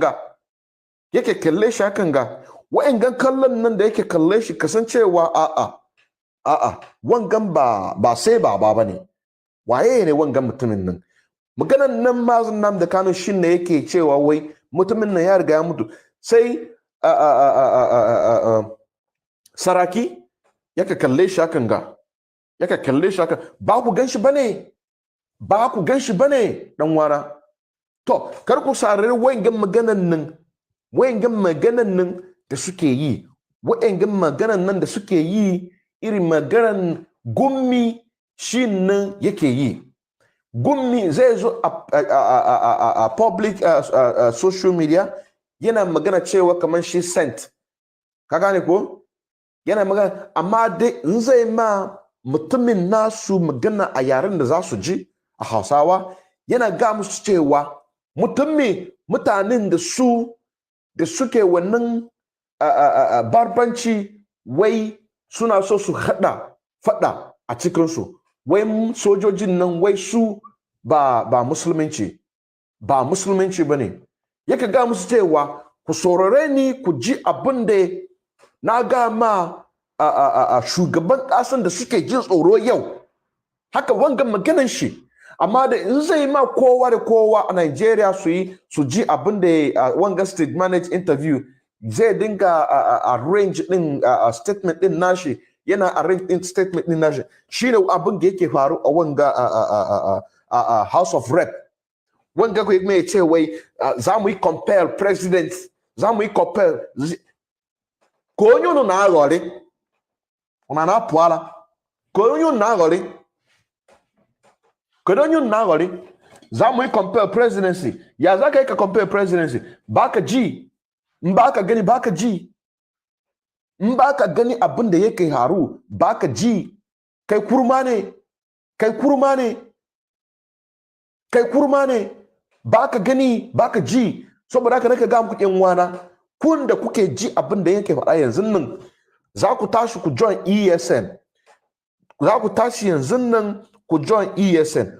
Wa'yan maganan nan da yaka ce wai za su compare president, wani compare, kuma kun san abin da yake haru, kun san cewa shi mutumin nan ya riga mutu, amma da saboda kuna samu 20 million 30 million kowane wata kuna samu wangan salary, kuna samu 20-30 million.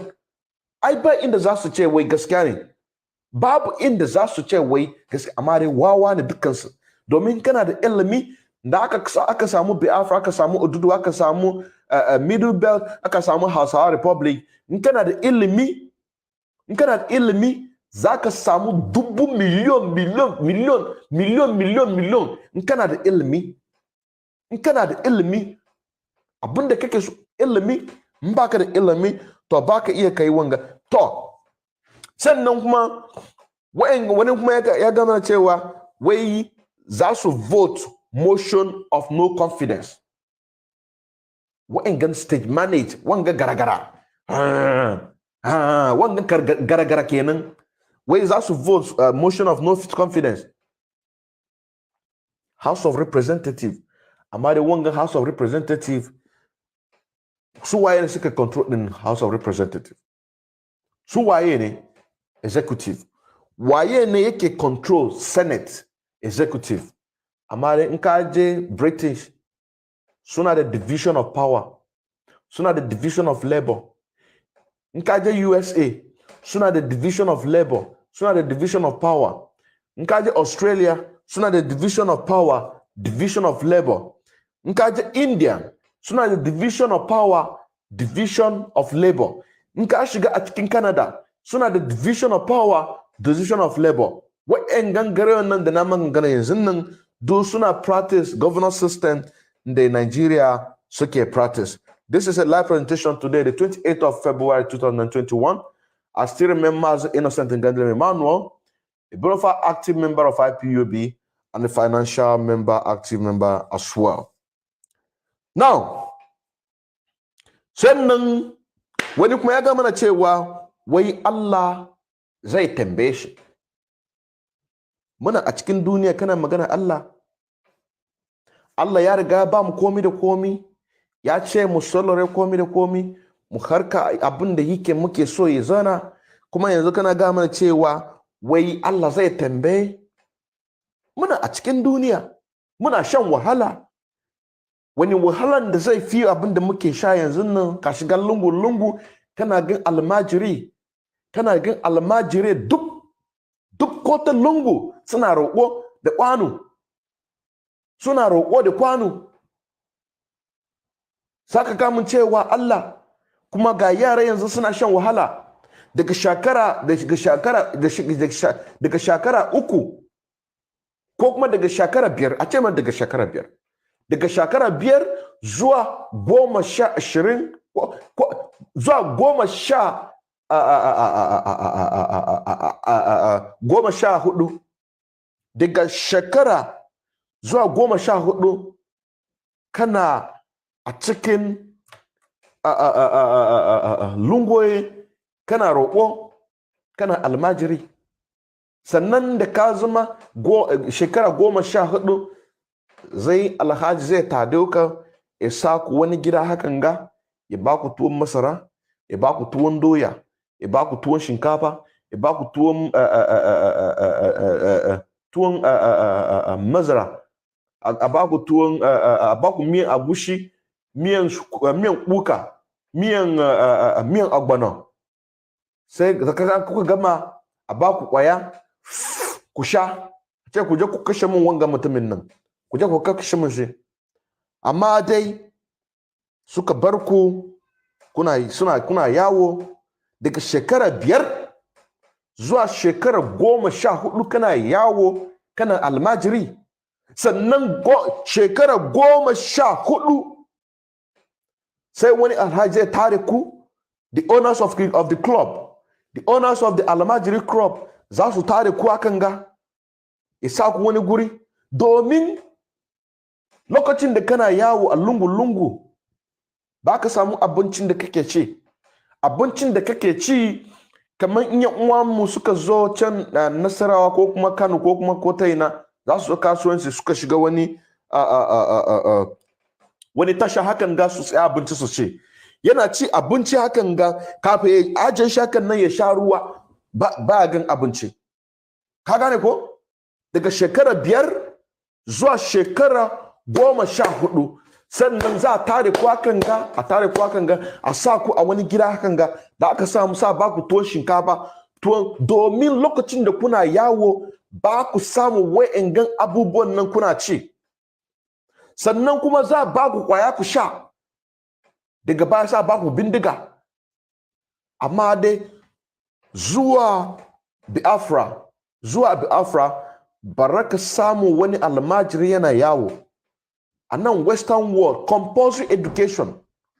Wa'angan yaran nan da kaka gan suna yawo hakan ga, wa'angan yaran nan da kaka gan suna, da aka kwashe su hakan ga, aka kawo su Western world, wallahi tallahi, ka ce shekara 5 in ka gan su, za ka ce Africa is beautiful.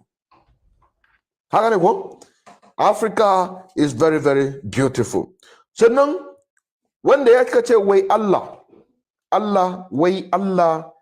zai tambaye President Buhari, ta muna cikin mutane kuma suna can wahala nan, kuma kana ce mana Allah, suna ce mana Allah. Sai wani kuma ya gane cewa wai president din nan shi baya saurare abin da yake faru. Muka ga muku cewa babu president. Wa'angan abin da suke yi, wangan stage manage gara-gara, gurguru. ba abunde wa engan movie kenan movie in Aso Rock. Ngani ko wa engan movie in Asto Rock. Movie in Aso Rock. Movie in Aso Rock. To bari mu ji wanga abun nan domin in saurare mutanen mu. Now I'm coming to analyze this program to our brothers and the to our brothers who are from the east. From the east. This is a live presentation today, the 28th of February 2021. I still remember as Innocent Nkanle Emmanuel, a bona fide active member of IPUB and a financial active member as well. As a financial active member as well. Now let's listen. Mr. President has no respect for the National Assembly.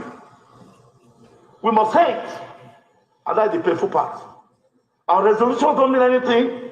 Our bills that are passed are not assented to. The more you say it, the more annoying it is to the president. He will never change them.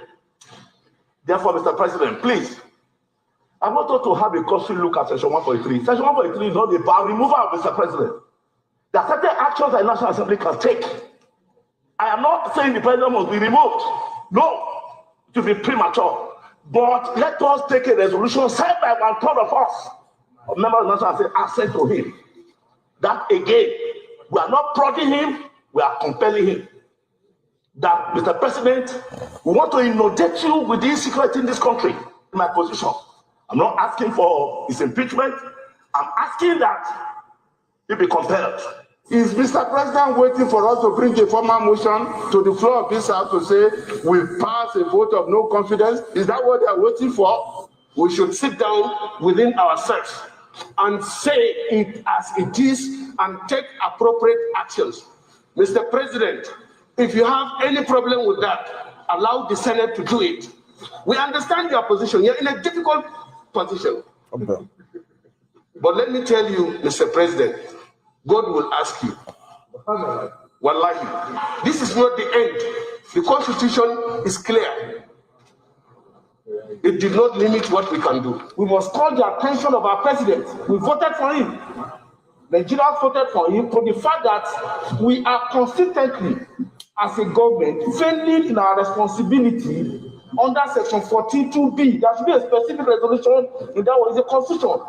All of us here, just like our colleague earlier today, swore to uphold the Constitution. The presidency is not an award.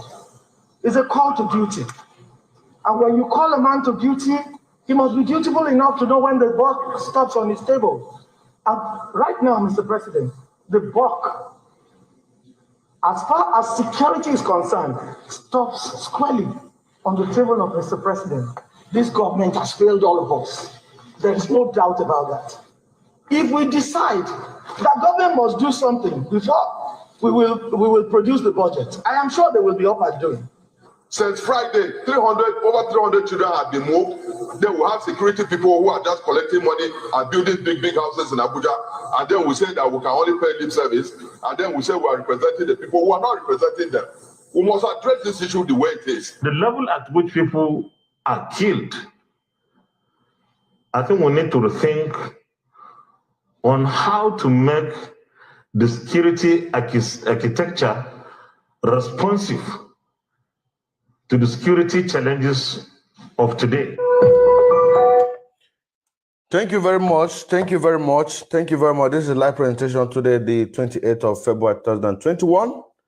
I still remember as Innocent Nkanle Emmanuel, a bona fide active member of IPUB and a financial active member as well. You can see that they are demanding for president to respect them, which we know that all of these things are just managed. Just a movie. It is just a movie because you know it and I know it. It is just a movie. Nothing is going to change. Nothing can change in damnable Zoological Republic of Nigeria because what is going on in damnable Zoological Republic is tribalism. Tribalism. That is to say, the Islamization agenda. The Islamization agenda, which has already been implemented in Imo State, you understand, by Mr. Hope Uzodimma, which he sworn, he signed a document called Treasurers. That document is what giving them the power to build a mosque, over 19 mosques in Imo State, having emir of Mbise, emir of Olu, emir of Okigwe, emir of Owerri, emir everywhere, emir. Why? Are you saying about changes? You are talking about changing, talking about a call for duty. Who called your President Buhari for duty? Who did? Nobody called him, because we know what happened in 1983. In 1983, we know what happened in 1983. That's what I'm saying now. That is why we never allow him to do what? To come to power. That you saw what happened in 2011. You saw what happened to 2000, and you also heard his statement, what he said in 2015. You also know what he said in 2015, that if what happened in 2019, monkeys and bamboo will be soaked in blood. Monkey and bamboos will be soaked. So who called him for duty, saying that the presidency is not a ceremony, it's a call for duty? Who called him for duty? Who called? Nigeria is a fraud. Nigeria is a fraud. So Section 14(2)(b) cannot do anything. All of you swore an oath of allegiance. That's an oath that the military who are leaving the military to join the People's Revolution, they are also leaving those services in order to save their life. So, like I said, if you want to speak for the people, you have to look upon our one of our great leaders, Senator Engineer Abaribe, and as a preacher, pastor, because today is Sunday, I believe that your pastor taught you or a backup, or give you a backup that provide and say that you have to defend yourself. It's in the scripture. It is in the scripture. This is the same thing that Prophet Isa Ilbabu is preaching. A pastor, a man of God from the north, Mr. Isa Ilbabu. This is what your pastor, today is Sunday. Today is Sunday. Did your pastor preach against the injustice that is going on, or is he there only to collect your tithes and the offering? Is he there to collect your tithe and offering? So, motion of no confidence, that they want to vote a motion of no confidence. All of this is an all statement. Somebody who is receiving 20 to 30 million salary every month, just a salary. This is just a salary, 20 to 30 million naira every month. And you are telling him that Buhari is dead. So if you accept, or if you come to public and say, yes, Buhari is dead, on his mind, who will give him 20 to 30 million naira every month? You understand what I'm saying now? This is the same thing that Zik did because of corruption. Because of corruption. Saying that they will, if they cannot handle it, they should move it to Senate. That is why I say the same system of government. I just mentioned the 5 states, the 5 countries in the world who is practicing the same system of government that Nigeria is practicing, but Nigeria is not moving forward. Nigeria is not moving forward. Nigeria is not moving forward. And also somebody make a reference and saying that 300 children has been kidnapped. This actually happened on the 26th of this month. That's what I'm saying now. 26th of this month, 300 students were kidnapped. State managed. Interview, state managed. Interview, state managed. Kidnap, state managed. And people are collecting big money, building big houses in Abuja. This is one of the things that this Senate said. I mean, this House of Representatives said. Remember, said that people say 300 students have been kidnapped, and people were busy collecting big money, building big houses. Abunda yache, why 300 children were kidnapped? Akakama 300 children. Why 300 children? Why mutane a chicken su suna karba big money. Big money. Why suna karba big money. So now, basu da wani interest cewa Buhari ya riga ya mutu ko bai mutu ba, babu ruwansu. Sannan da suna samu 20-30 million naira every month on salary, wangan ba ma magana health allowance. Abunda suke magana, muke magana salary. To saka zaka ga mu cewa ya cire abun nan da yake bashi abinci, ya cire abun da yake bashi abinci. Kwanakin bayan nan police, army suka zo wai suna so su kashe Sunday Igboho. Suna so su kashe shi. Amma da Yarbawan da su za su dinga gode mana, suna gode ma Mazin Nnamdi Kanu, suna gode ma IPOB, domin mban da mu ba su iya su tashi a barci. Shi ne muka ga muku cewa kuma ku tashi a barci, ku duba ku gani.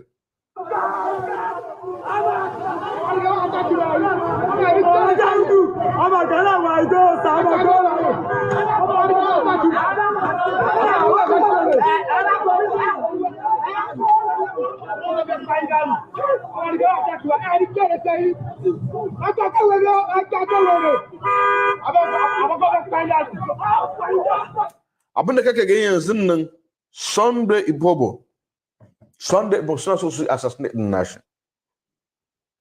Amma dai yanzu nan duk za ku tashi a barci, kowa da kowa, har mu ma, har kuma, har Yarbawa, har ma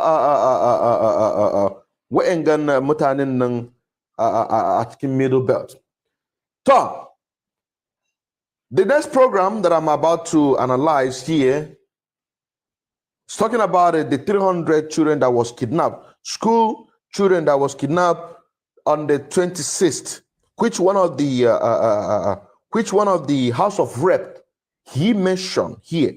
He said 300 children have been kidnapped, and some people are busy collecting big money, building big houses.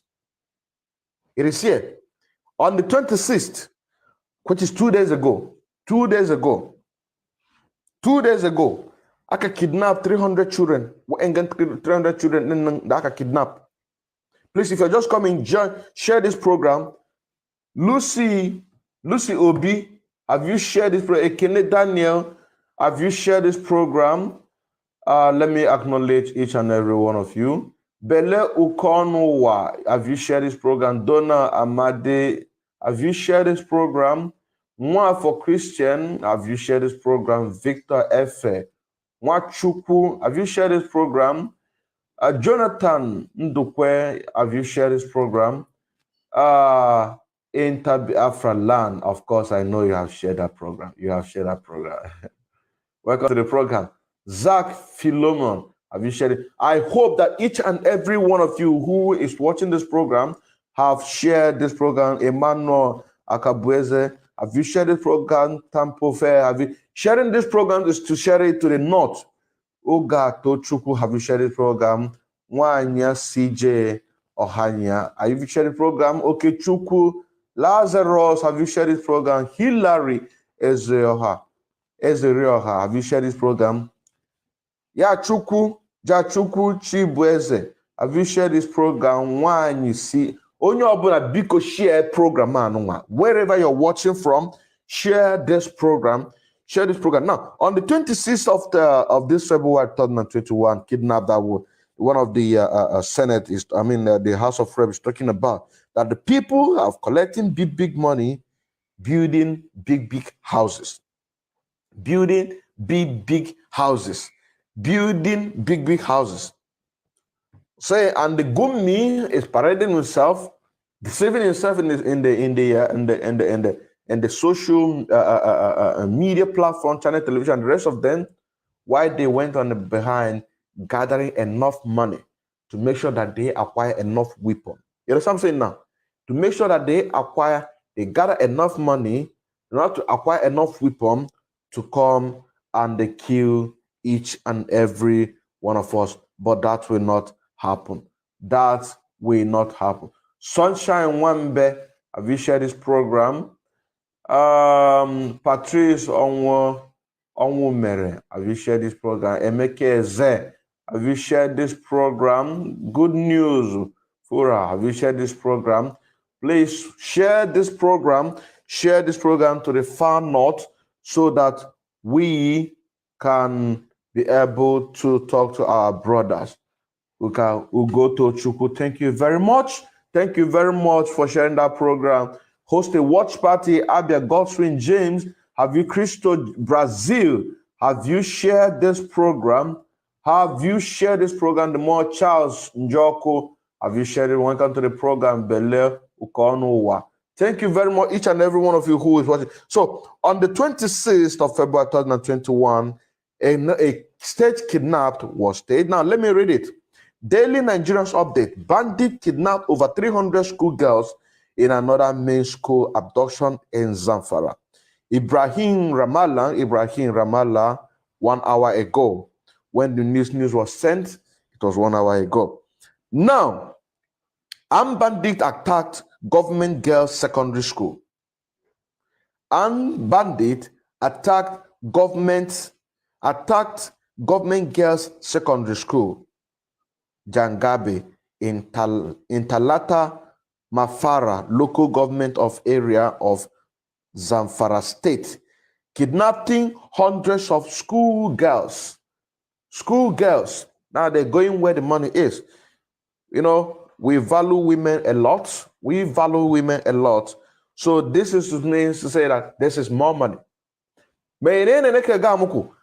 Wa'yangan kidnapping nan da mutumin nan ya magana a can a representative yaka ce wai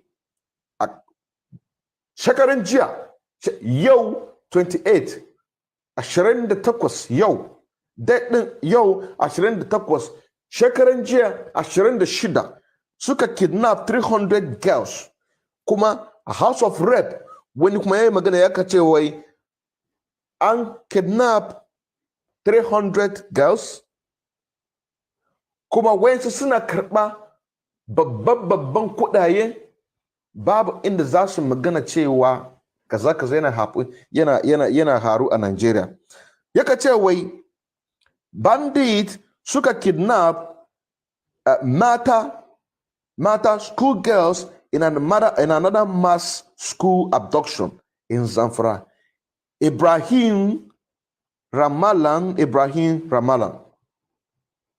Sannan yaka ce wai wa'yangan bandit nan wai suka attack government secondary school Jangebe in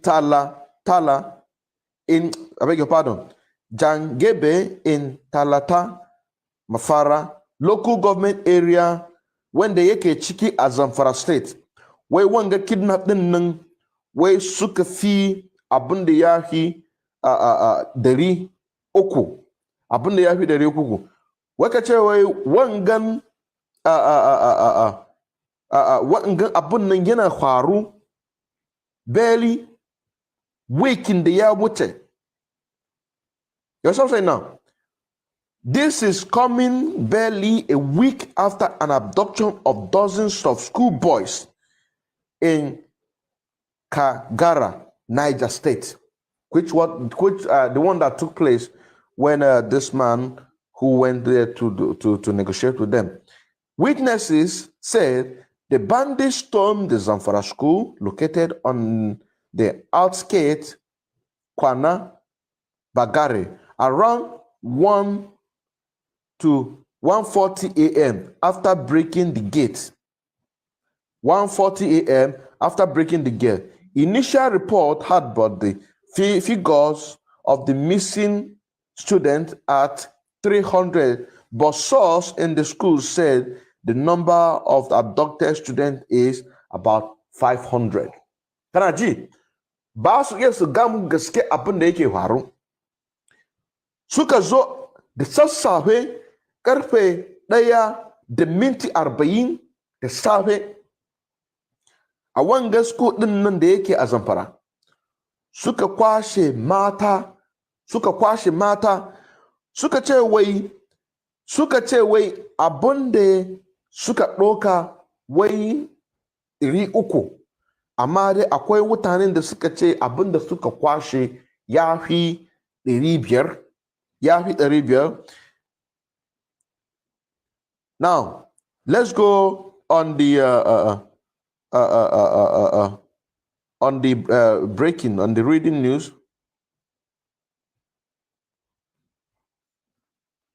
Okay, this is it.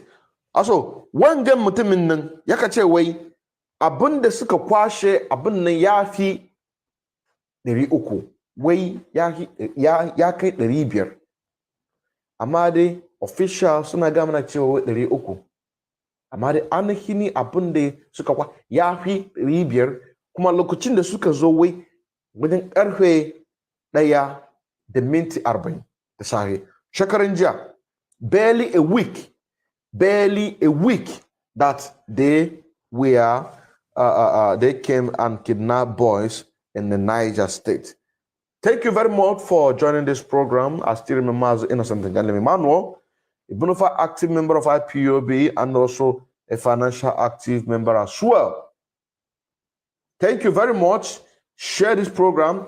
What you must do, do it. What you must do in order to support the restoration of Biafra, do it.